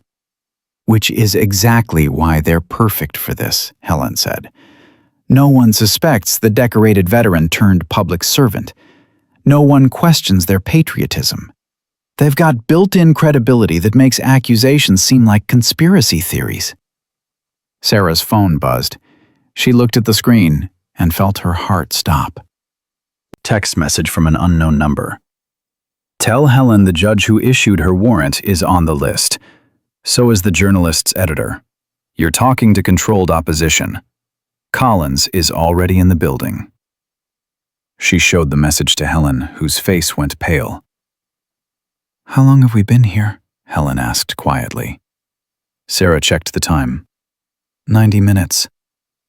That's 90 minutes for them to triangulate our position and move assets. Helen stood quickly. We need to leave, now. Emma held up her hands. Wait, we're not done. We need more testimony, more documentation. You need to be alive to publish it, Sarah interrupted. If Collins is here, he's not alone, and he's not coming to arrest us. Father Rodriguez appeared at the top of the stairs, his face tight with fear. There are men outside. 4 vehicles. They're not police. Helen's tactical agents immediately moved into defensive positions. The young female agent Sarah had spoken to earlier, whose name was Lisa Chen, took point at the stairs. How many? At least 12 that I could see. Military gear. Rifles. 12 against 7, Helen calculated. Not good odds. 6, Sarah corrected. Emma and her team aren't fighters. 5, Garrett said. David and I aren't armed. They took our weapons when we surrendered. Sarah looked at Ranger, who'd been lying quietly by her feet, but was now standing, ears forward, body tense. The dogs sensed what was coming before any of them could articulate it. Emma, where's your vehicle? Sarah asked. Back alley, white van, but if they've got the building surrounded, they won't hit a church with cameras rolling, Helen said. She looked at Emma's team. Can you live stream? Already am, the camera operator said, holding up his phone. Started the moment the priest said there were armed men outside. We've got 6,000 viewers and climbing. Helen smiled grimly. Then we've got our exit strategy. Collins won't risk a public shootout with thousands of witnesses watching in real time. We walk out the front door, calm and visible, and we dare them to start something on camera. That's insane, David said. That's the only play we have. Helen checked her weapon, then looked at her team. Weapons holstered, but accessible. We're federal agents escorting witnesses to safety. If anyone asks, we're operating under emergency protective authority. If they shoot, we return fire. But we don't fire first. Clear? Her team nodded, their faces showing the kind of calm that comes from accepting that survival is negotiable, but principles aren't. Sarah knelt beside Ranger. You stay close to me. No matter what happens, you stay with me. Understand? Ranger's tail moved once. Yes, understood. They moved as a group toward the stairs. Father Rodriguez led the way, his presence somehow making the whole scene feel less like a standoff and more like a procession. Sarah realized that was intentional. The priest knew how to use his authority, his collar, his position in the community as a shield. They emerged from the church into cold night air and halogen light from street lamps. The 4 vehicles were positioned at corners, boxing them in. Men in tactical gear stood behind open doors, rifles visible but not raised. Professional, patient, waiting for the word. Emma's camera operator kept filming, phone held high, narrating quietly. We're outside St. Michael's Church in Anchorage with Sarah Mitchell, suspended FBI agent turned whistleblower, and Helen Reeves, who's been investigating federal corruption for 3 years. They're surrounded by armed men who appear to be private contractors, not law enforcement. Viewers, you're watching this live. Whatever happens next, the world is witnessing it. One man separated from the group. Collins. Sarah recognized him from Garrett's description. Late 40s, military bearing, cold eyes that calculated everything as threat assessment. He walked toward them with his hands visible but not raised, stopping 10 feet away. Agent Reeves, he said, voice professional and empty. You're wanted for questioning regarding serious charges. Come with us peacefully and no one needs to get hurt. I'm not going anywhere with people who take orders from criminals, Helen said, clearly, loudly for the cameras. If you want to arrest me, call actual law enforcement, not contractors playing soldier. We are law enforcement. Federal marshals, operating under sealed warrant. Show me the warrant. Collins pulled out a folded document and held it up. Helen took it, read it quickly, and laughed without humor. This is signed by Judge Marcus Keene, the same judge who's on the list of compromised officials. The same judge who's been authorizing equipment transfers to Northern Solutions for 2 years. You're not serving justice. You're protecting corruption. That's a serious accusation.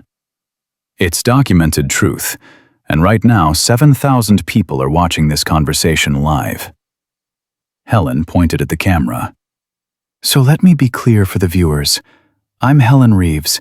I've served the FBI for 22 years. Tonight, I'm refusing arrest under a corrupt warrant issued by a compromised judge. I'm protecting witnesses who have evidence of weapons trafficking, militia recruitment, and federal conspiracy. If I disappear, if any of us disappear, it's murder disguised as law enforcement.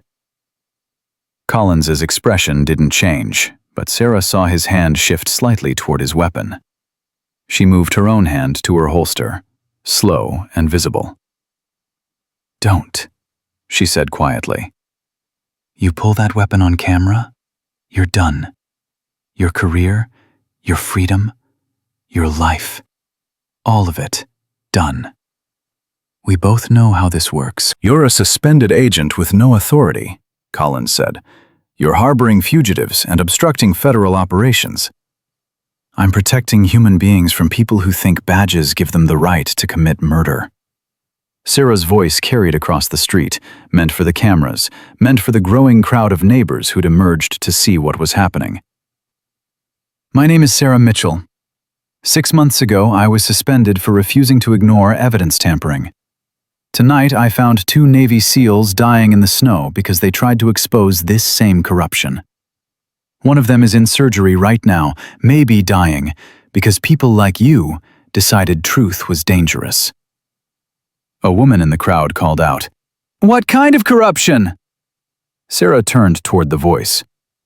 Weapons trafficking through VA medical supplies. Systematic recruitment of vulnerable veterans into a private militia. Federal officials using their positions to protect a criminal enterprise that's exploiting the same soldiers they claim to serve. More voices from the crowd. That's not right. My brother's a veteran. Someone call real police. Collins realized he was losing control of the situation. Everyone needs to disperse. This is federal business. Federal business happens in daylight with warrants that make sense, Father Rodriguez said, stepping forward. His voice carried moral authority that badges couldn't match. These people came to my church seeking sanctuary. In the eyes of God and this community, they're under my protection until proper authorities arrive. Collins looked at the priest with something like frustration. You can't arrest a priest for offering sanctuary without creating a public relations nightmare. You can't shoot unarmed people on livestream without turning yourself into a national villain. Sarah saw the moment Collins made his calculation. He stepped back, spoke into his radio quietly, and his team began withdrawing to their vehicles. "This isn't over," he said to Helen. "You're right about that," Helen replied. "It's just beginning. Every name on those drives, every official who authorized this corruption, every person who thought they were untouchable, they're all going to answer. In public, under oath, where cameras and juries and the American people can see exactly what they've done." Collins drove away with his team, and the crowd erupted in applause. Sarah felt her knees weaken with relief, but she forced herself to stay upright. Ranger pressed against her leg, and she buried her hand in his fur, grounding herself. Emma was already on her phone, coordinating with her editor, arranging for the footage to be distributed immediately to every major news outlet. "We've got 16,000 viewers now," she said. "This is going viral.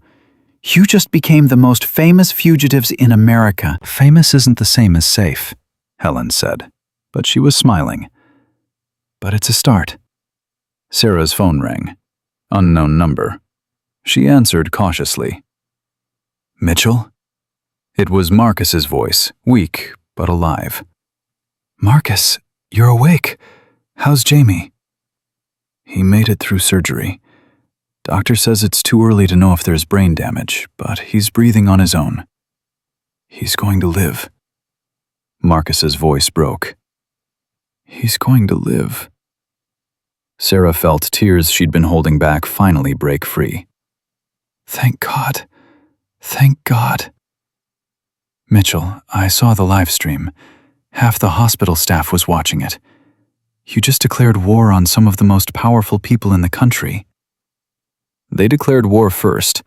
I'm just refusing to surrender. Then let me fight with you. Soon as I can stand, I'm testifying. Jamie too, when he wakes up. They tried to erase us, but we're still here, and we're not staying quiet. Get healthy first. The fight will still be here when you're ready. She ended the call and looked at Helen, at Emma, at the agents who'd risked everything, at the crowd of ordinary people who'd stood between them and violence, simply because it was right.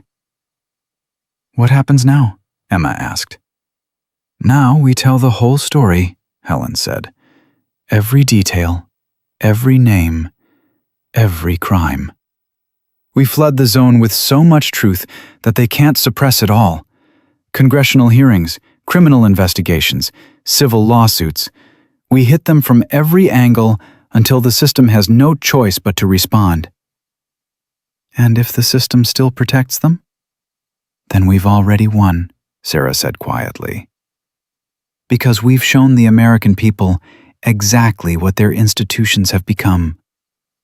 Sometimes the most revolutionary act is just refusing to lie about what you've seen. Father Rodriguez approached with coffee and paper cups, simple kindness in the middle of chaos. You're all welcome to stay here tonight. It's not much, but it's warm and it's safe. Thank you, Father, Sarah said, but we can't put you at more risk. We need to keep moving. Where to? Lisa Chen asked. Sarah looked at Helen. Where's that decommissioned facility you mentioned? 2 hours north. Isolated, secure, still has working communications equipment. Helen's expression was thoughtful.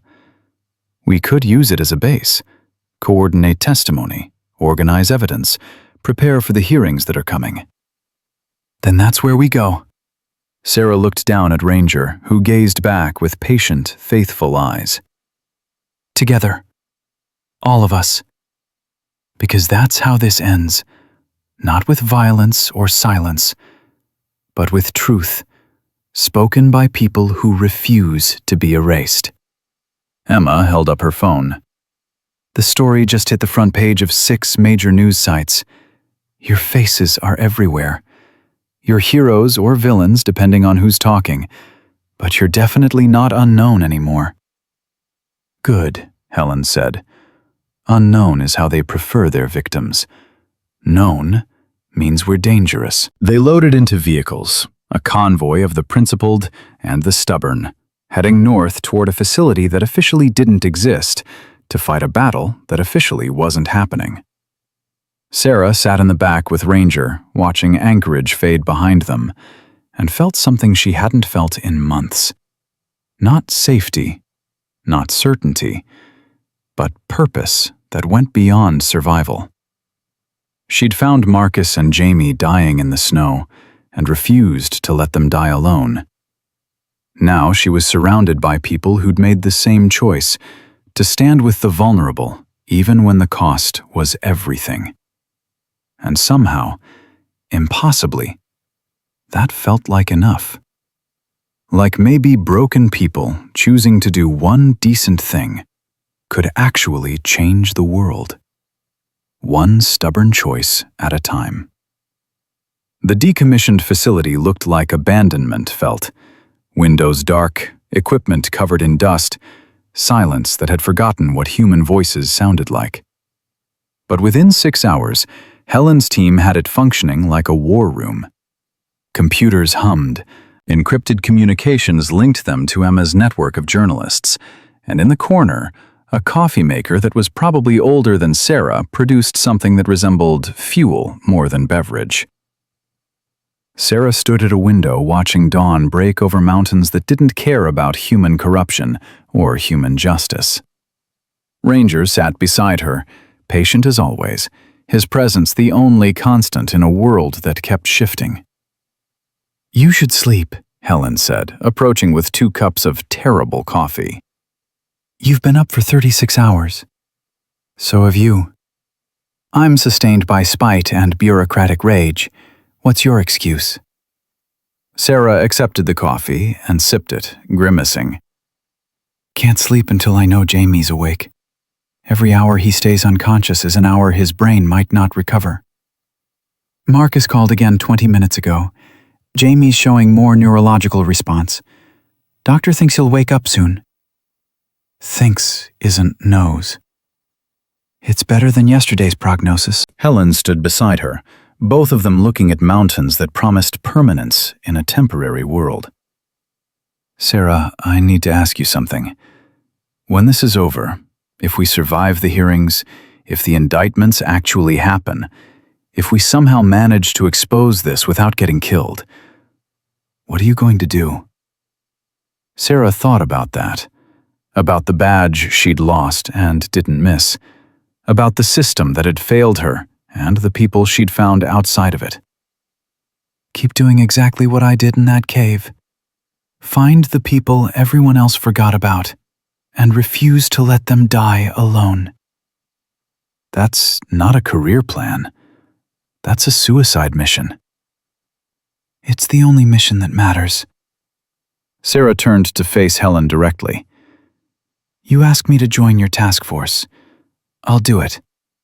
But only if we're actually committed to protecting the vulnerable, instead of just pretending to while we protect institutions." "You don't trust institutions anymore." "I trust people who prove themselves." "You did that when you made yourself a fugitive rather than participate in corruption. That's worth more than any badge." Helen nodded slowly. "Then we build something new. A team that operates outside traditional chains of command. We answer to oversight, to transparency, to public accountability, but not to officials who can be compromised. It's messy, and it's unprecedented, but it's honest," Sarah finished. "And honest is all I've got left to offer."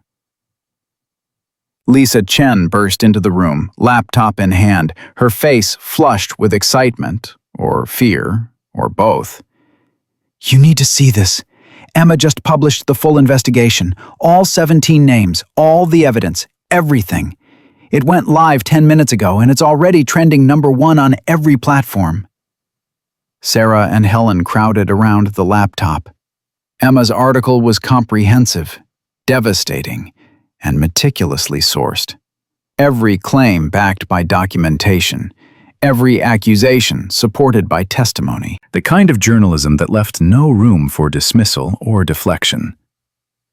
"She's going to get death threats for this," Sarah said quietly. "She's already got them," Lisa said, scrolling through social media. "But she's also got support. Veterans groups are demanding investigations. Congressional representatives are calling for hearings. 3 of the named officials have already resigned." 3 out of 17, Helen said. "The others will fight. They've got resources, lawyers, political connections. They'll try to discredit the story and everyone involved." As if summoning them by speaking their names, Sarah's phone rang. Unknown number again. She answered on speaker. "Agent Mitchell?" The voice was male, older, carrying the weight of authority earned through decades of playing politics. "My name is Senator Raymond Price. I chair the Senate Committee on Armed Services. I've just read Emma Price's article. She's my daughter, by the way, and I'm extremely proud and terrified for her. And I need to speak with you and Agent Reeves immediately." Sarah and Helen exchanged glances. "We're listening, Senator." "Not on the phone, in person. I'm in Anchorage right now with 3 other senators who care more about truth than party loyalty. We want your testimony. We want Marcus Webb and Jamie Torres's testimony. We want everything you've got, and we want it under oath before cameras so the American people can see exactly what's been happening in their name." "When?" Helen asked. "Tomorrow. Senate field hearing, emergency session. We're cutting through every procedural delay we can. This is too big to let bureaucracy slow it down." "Tomorrow doesn't give us time to prepare," Sarah said.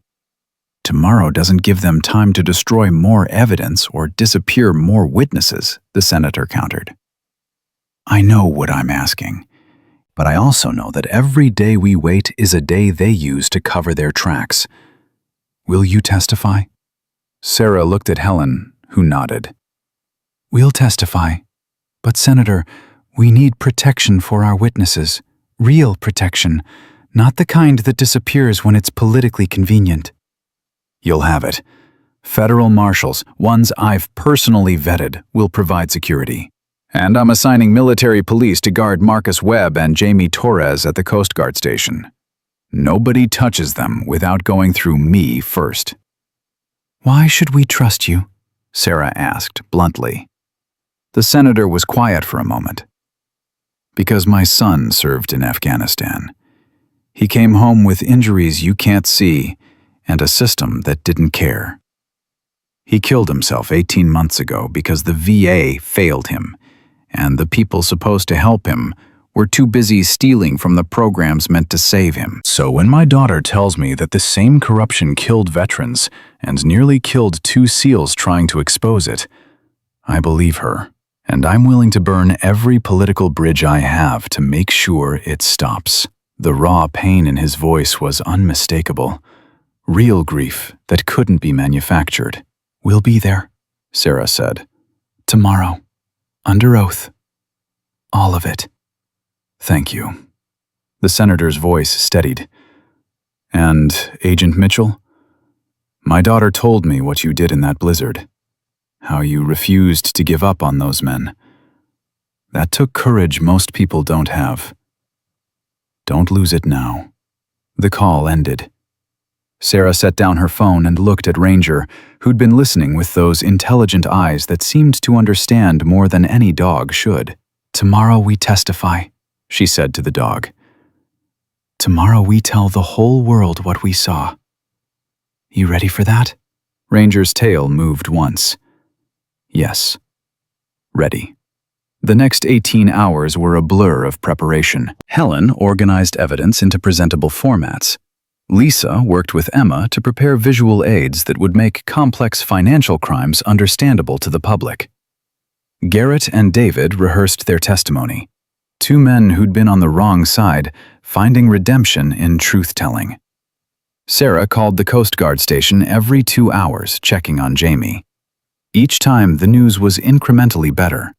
More brain activity, responding to stimuli. Finally, at 11 p.m., Marcus called with words that broke Sarah's carefully maintained composure. "He's awake. Jamie's awake and talking. He's asking for you." Sarah made the drive to the Coast Guard station with Ranger, Helen insisting she take 2 armed escorts. When she walked into Jamie's hospital room, she found him sitting up slightly, looking fragile but alive. With Marcus in a chair beside his bed, looking equally battered, but victoriously present. "Mitchell," Jamie said, his voice rough from intubation. "Marcus says you carried me out of a helicopter crash." "Ranger helped," Sarah said, gesturing to the dog who immediately moved to Jamie's bedside, tail wagging gently. Jamie reached out with an IV-tethered hand and touched Ranger's head. "Good boy," he whispered. Then he looked at Sarah with eyes that had seen too much death too young. "Thank you for not giving up on us. Most people would have." "Most people aren't worth knowing." Sarah pulled up a chair. "You're testifying tomorrow, both of you, if you're strong enough." "We're strong enough," Marcus said with absolute certainty. "We didn't survive all that just to hide now." "You survived because you're stubborn and lucky," Sarah said. "Don't confuse that with invincible." "We survived because you showed up," Jamie corrected. "You and that dog who's too smart for his own good. You gave us a chance when everyone else gave us a death sentence." Marcus leaned forward, his face serious. "Mitchell, when we testify tomorrow, they're going to try to discredit us. They'll say we stole classified material, that we're disgruntled veterans, that we fabricated evidence. They'll attack our service records, our mental health, everything they can think of to make us look unreliable. Let them try, Sarah said. Emma's already published the physical evidence. You're not the only witnesses anymore. Garrett and David are testifying. Helen's testifying. I'm testifying. They can't discredit all of us. They can try, Jamie said quietly. That's what they're good at. Making truth look like conspiracy, and conspiracy look like truth. Then we speak simply and clearly, Sarah said. We tell exactly what happened, exactly what we saw, and we let the evidence speak for itself. No dramatics, no exaggeration, just truth delivered by people who chose conscience over comfort. A knock on the door interrupted them. Senator Price entered, followed by his daughter Emma and two other senators Sarah recognized from news coverage. The senator looked at Marcus and Jamie with an expression that combined respect and grief. "Gentlemen," he said quietly, "I'm Raymond Price. I want you to know that when you testify tomorrow, you're not just exposing corruption. You're giving voice to every veteran who's been failed by the system. My son included." His voice caught. He should be here. He should have lived. But people like those you're exposing made that impossible. So when you speak tomorrow, speak for him. Speak for all of them. Marcus stood with visible effort and extended his hand. "We will, sir. We promise." The senator shook it, then Jamie's, then Sarah's. "The hearing starts at 9 a.m., national coverage, every major network. We're not hiding this in some back room. The American people deserve to see what's been done in their name." Sarah left the hospital as midnight approached, exhausted but wired with adrenaline. Tomorrow would decide everything. Tomorrow would either validate 6 months of running and fighting, or it would prove that corruption was too deeply rooted to cut out. But as she drove back to the facility with Ranger beside her and Mountain standing witness under stars that had seen civilizations rise and fall, Sarah realized she'd already won the only victory that mattered. She'd chosen to stand with the vulnerable when walking away would have been easier. She'd refused to let good men die quietly in the snow while evil people pretended to be patriots. She'd found other broken people who made the same choice, and together they'd become something stronger than the system that tried to break them. Everything else was just paperwork. The hearing room was packed by 8:30 a.m. Cameras lined the walls.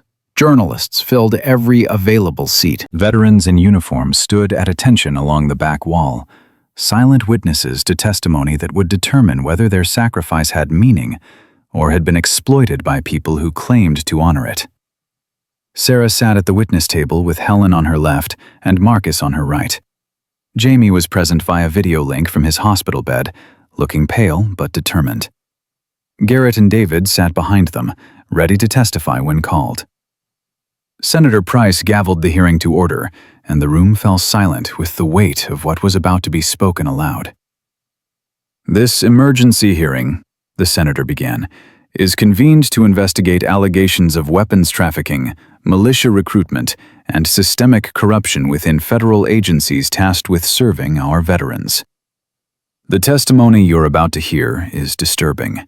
It reveals a betrayal of trust at the highest levels, but it also reveals the courage of individuals who refused to be complicit. We will hear truth today, and we will act on it." He looked directly at Sarah. "Agent Sarah Mitchell, you're under oath. Please tell this committee and the American people what happened in the Alaska wilderness 3 nights ago." Sarah took a breath and began. She told it simply, chronologically, without embellishment. Finding Marcus and Jamie dying in the snow, the case they were protecting, the contractors who tried to kill them, The evidence that proved federal officials were using VA resources to traffic weapons and recruit vulnerable veterans into a private militia. She spoke for 30 minutes without interruption. When she finished, the room was silent except for the click of cameras. Senator Price's voice was quiet when he spoke. "Agent Mitchell, you were suspended from the FBI. Why should we believe testimony from someone the Bureau deemed unfit to serve?" "You shouldn't believe me because of my credentials, or lack thereof," Sarah said. "You should believe me because everything I've said can be verified by physical evidence, electronic records, and multiple witnesses with nothing to gain by lying. But more than that, you should believe me because I'm willing to be wrong. If I've made mistakes in my investigation, charge me. If I've broken laws, prosecute me. I'm not asking for immunity. I'm asking for accountability that applies equally to everyone, including the people who tried to kill federal witnesses rather than face investigation." One of the other senators, a woman from Texas with sharp eyes, leaned forward. "You've accused 17 federal officials by name of criminal conspiracy. That's unprecedented. What evidence do you have beyond documentation that could be forged?" Helen spoke up. "Senator, we have financial records showing equipment transfers from federal stockpiles to private warehouses. We have communications between the named officials discussing asset distribution and recruitment targets. We have testimony from contractors who are hired to intimidate whistleblowers and eliminate witnesses. And we have Marcus Webb and Jamie Torres, two decorated Navy SEALs who nearly died trying to expose this because going through official channels had been intentionally blocked." Marcus was called to testify next. He stood slowly, his bandaged chest visible beneath his shirt, and spoke with the calm authority of someone who'd looked at death and decided truth was more important. "I joined the Navy to protect this country," he said. "I became a SEAL because I believed in service above self. When I discovered that the same system I served was being corrupted by people who saw veterans as exploitable assets rather than human beings, I had a choice. Stay silent and keep my career, or speak up and risk everything.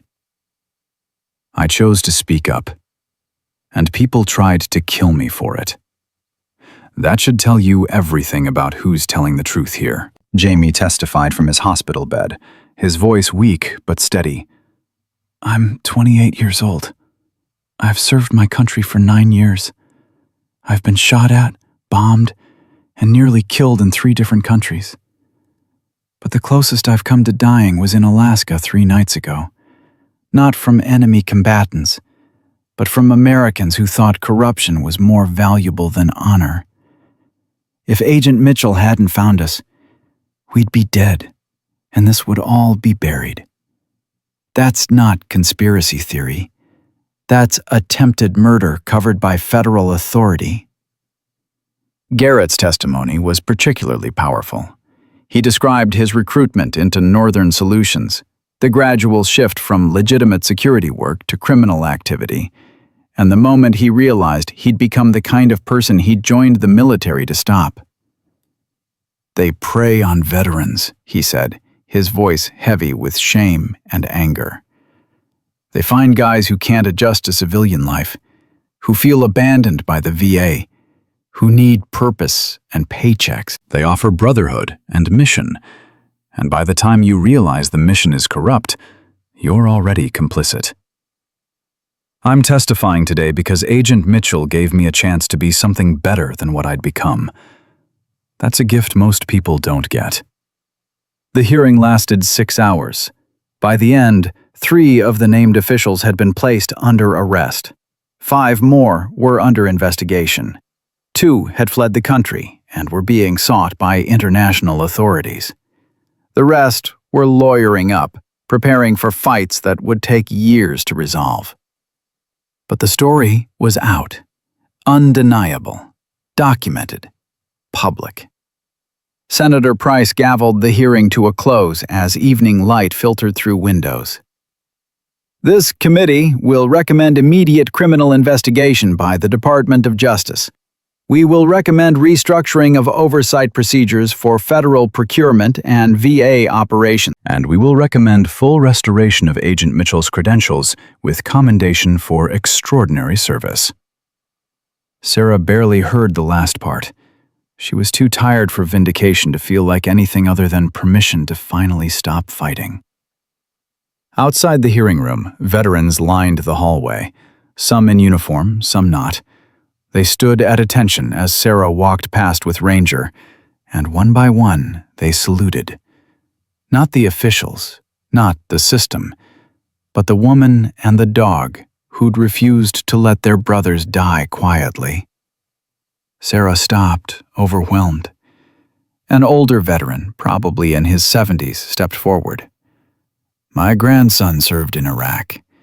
He came home broken, and the VA failed him. He's still alive, barely, because of programs that people like those you exposed were stealing from. You gave him a chance. You gave all of us a chance. Thank you. Sarah didn't trust her voice, so she just nodded. Ranger pressed against her leg, and she drew strength from his solid presence. Marcus and Jamie were waiting in a secured room with Helen and Emma. When Sarah entered, Marcus stood and pulled her into a hug that hurt his wounds, but he didn't care. "We did it," he said simply. "We actually did it." "You did it," Sarah corrected. "You're the ones who found the evidence, who risked everything. I just refused to let you die for it." "That's called being a hero," Jamie said from his wheelchair. "In case you were wondering." "Heroes are from movies," Sarah replied. "I'm just stubborn." "Stubborn saved our lives," Marcus said. "So I'll take it." Helen approached with official papers. "Your reinstatement is effective immediately. Full credentials, full authority, full back pay for your suspension. The Bureau's also offering you a position in their new Internal Accountability Division." "I'm not taking it," Sarah said. Everyone stared at her. "I appreciate the offer," Sarah continued, "but I'm not going back to working for an institution that needed public embarrassment to do the right thing. I'll take my reinstatement because it proves I was right all along, but I'm using those credentials to do something different." "Like what?" Emma asked. "Like creating an independent organization that finds cases the system abandons. Whistleblowers who need protection, veterans who fall through cracks, people who tell truth and get destroyed for it. I'm going to show up when everyone else walks away, just like I did in that blizzard." Helen smiled slowly. "You're describing the task force I offered you." "I'm describing something that doesn't require permission from people who can be compromised. Something funded by donations and staffed by people who've been burned badly enough to know what matters." Sarah looked at Marcus and Jamie. "I want you both, when you're healed, if you're interested." "I'm in," Marcus said immediately. "Whatever you're building, I'm in." "Same," Jamie agreed. "You saved our lives. We're with you." Garrett cleared his throat. "What about us? David and I. We're not exactly heroes. We're reformed criminals at best." "Reformed criminals understand how corruption works," Sarah said. "You're hired if you want to be. Everyone deserves a chance to be better than their worst moment." Emma was already writing, her journalist's instinct capturing every word. "This is an amazing story. Woman suspended for refusing to ignore corruption creates an organization dedicated to protecting people the system fails. What are you going to call it?" Sarah looked down at Ranger, who gazed back with patient, faithful eyes. The dog who'd stood with her through everything, who'd never wavered, who'd shown her that loyalty was the truest form of love. "The Ranger Project," she said. "Because sometimes the best partner you'll ever have is the one who doesn't care about politics or credentials or bureaucracy. Who just stands with you because it's right." Ranger's tail wagged once, as if approving the name. Senator Price, who'd been listening from the doorway, stepped into the room. That organization is going to need funding. My late son's trust fund is sitting in an account doing nothing. I'd like to donate it. All of it. $2 million to start. Sarah felt tears she'd been holding back finally break free. Senator, I can't. You can, and you will, he interrupted gently. My son died because the system failed him. Your organization will keep other sons and daughters from dying the same way. That's the only memorial that matters. Emma pulled out her camera. Can I document this? The formation of the Ranger Project, the first cases, the people you help. I want to write about what justice looks like when it's not corrupted by power. Document everything, Sarah said. Transparency is the only defense we have. 3 months later, the Ranger Project operated out of a small office in Anchorage with a staff of 12 and a caseload that grew daily. They'd helped 6 whistleblowers secure protection. They'd exposed 2 more corruption rings. They'd connected 14 veterans with care that actually worked. Marcus ran security. Jamie handled communications. Garrett and David trained new recruits in tactical awareness. Helen served as legal counsel, finally using her FBI experience to protect people instead of institutions. And Sarah, with Ranger always at her side, did exactly what she'd promised. She showed up when everyone else walked away.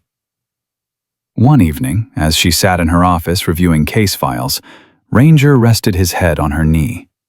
She scratched behind his ears and felt profound gratitude for this animal who'd taught her that loyalty was measured not by what you say, but by where you stand when everything falls apart.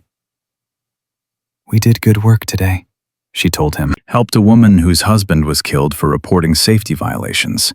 Got her protection, got her testimony heard, got justice moving. Ranger's tail thumped against the floor. You know what I learned? Sarah continued, speaking to her dog the way people speak prayers. I learned that systems don't save people. People save people. One stubborn choice at a time, one refusal to look away, one moment of standing with someone when staying would be easier. Her phone buzzed. New case request. A veteran in Montana reporting his VA benefits were being diverted. Local officials wouldn't investigate. Sarah looked at Ranger. Ready to travel? The dog stood immediately, ready before the question finished. Sarah packed her go bag with practiced efficiency. Laptop, evidence kits, backup files, the tools of someone who'd learned to work outside systems that claimed to help, but often just hurt. As she walked out into the Alaskan night with Ranger beside her, she thought about everything that had changed since that blizzard. She'd lost a badge and gained a purpose. She'd lost an institution and found a family. She'd lost the illusion that systems protect the vulnerable and learned the truth. The only real protection comes from people courageous enough to stand between the powerless and the powerful. Some nights don't end because we were strong. They end because mercy showed up in time. Sometimes that mercy wears a badge. Sometimes it wears a collar. And sometimes it's just a stubborn woman with a faithful dog who refuses to accept that justice is negotiable. Sarah Mitchell had learned in a cave in a blizzard that redemption isn't about being right. It's about showing up when everyone else walks away. It's about standing with the vulnerable, not because you'll be rewarded, but because some things matter more than safety. She'd learned that courage isn't the absence of fear. It's fear transformed into purpose. She'd learned that loyalty, true loyalty, is measured by where you stand when the world tells you to walk away. And she'd learned that sometimes God's answer to desperate prayers doesn't look like rescue from above. Sometimes it looks like a woman and her dog refusing to let good people die alone in the darkness. The Ranger Project would help thousands in the years to come, but its foundation was laid in a single choice made in a blizzard. The choice to be the answer someone else was praying for. That's not heroism. That's just humanity at its best. Raw, imperfect, and absolutely incapable of looking away from suffering without trying to stop it. Sarah climbed into her truck, Ranger jumping into the passenger seat like he'd been born for this work. Montana was waiting. Another veteran who needed someone to believe him. Another battle against indifference disguised as procedure. She started the engine and headed toward the highway, headlights cutting through darkness that never really ends but can always be pushed back one small circle of light at a time. Because that's what justice is when you strip away the courtrooms and the badges and the institutional pretense. It's just people choosing to stand with the vulnerable, choosing to tell truth when lies would be safer, choosing to be counted among those who refused to let evil win just because fighting it costs everything. Sarah Mitchell had paid that cost and found it was worth more than anything she'd lost. And she'd keep paying it, one case at a time, one stubborn choice at a time, with a faithful dog beside her and mountains standing witness to the truth that power fears most. People who cannot be bought, cannot be silenced, and absolutely refuse to look away. That's how darkness loses. Not in single dramatic victories, but in thousands of small refusals to surrender. In every person who chooses conscience over comfort. In every moment, someone stands between the vulnerable and violence and says simply, clearly, with absolute conviction, "Not today. Not on my watch. Not ever."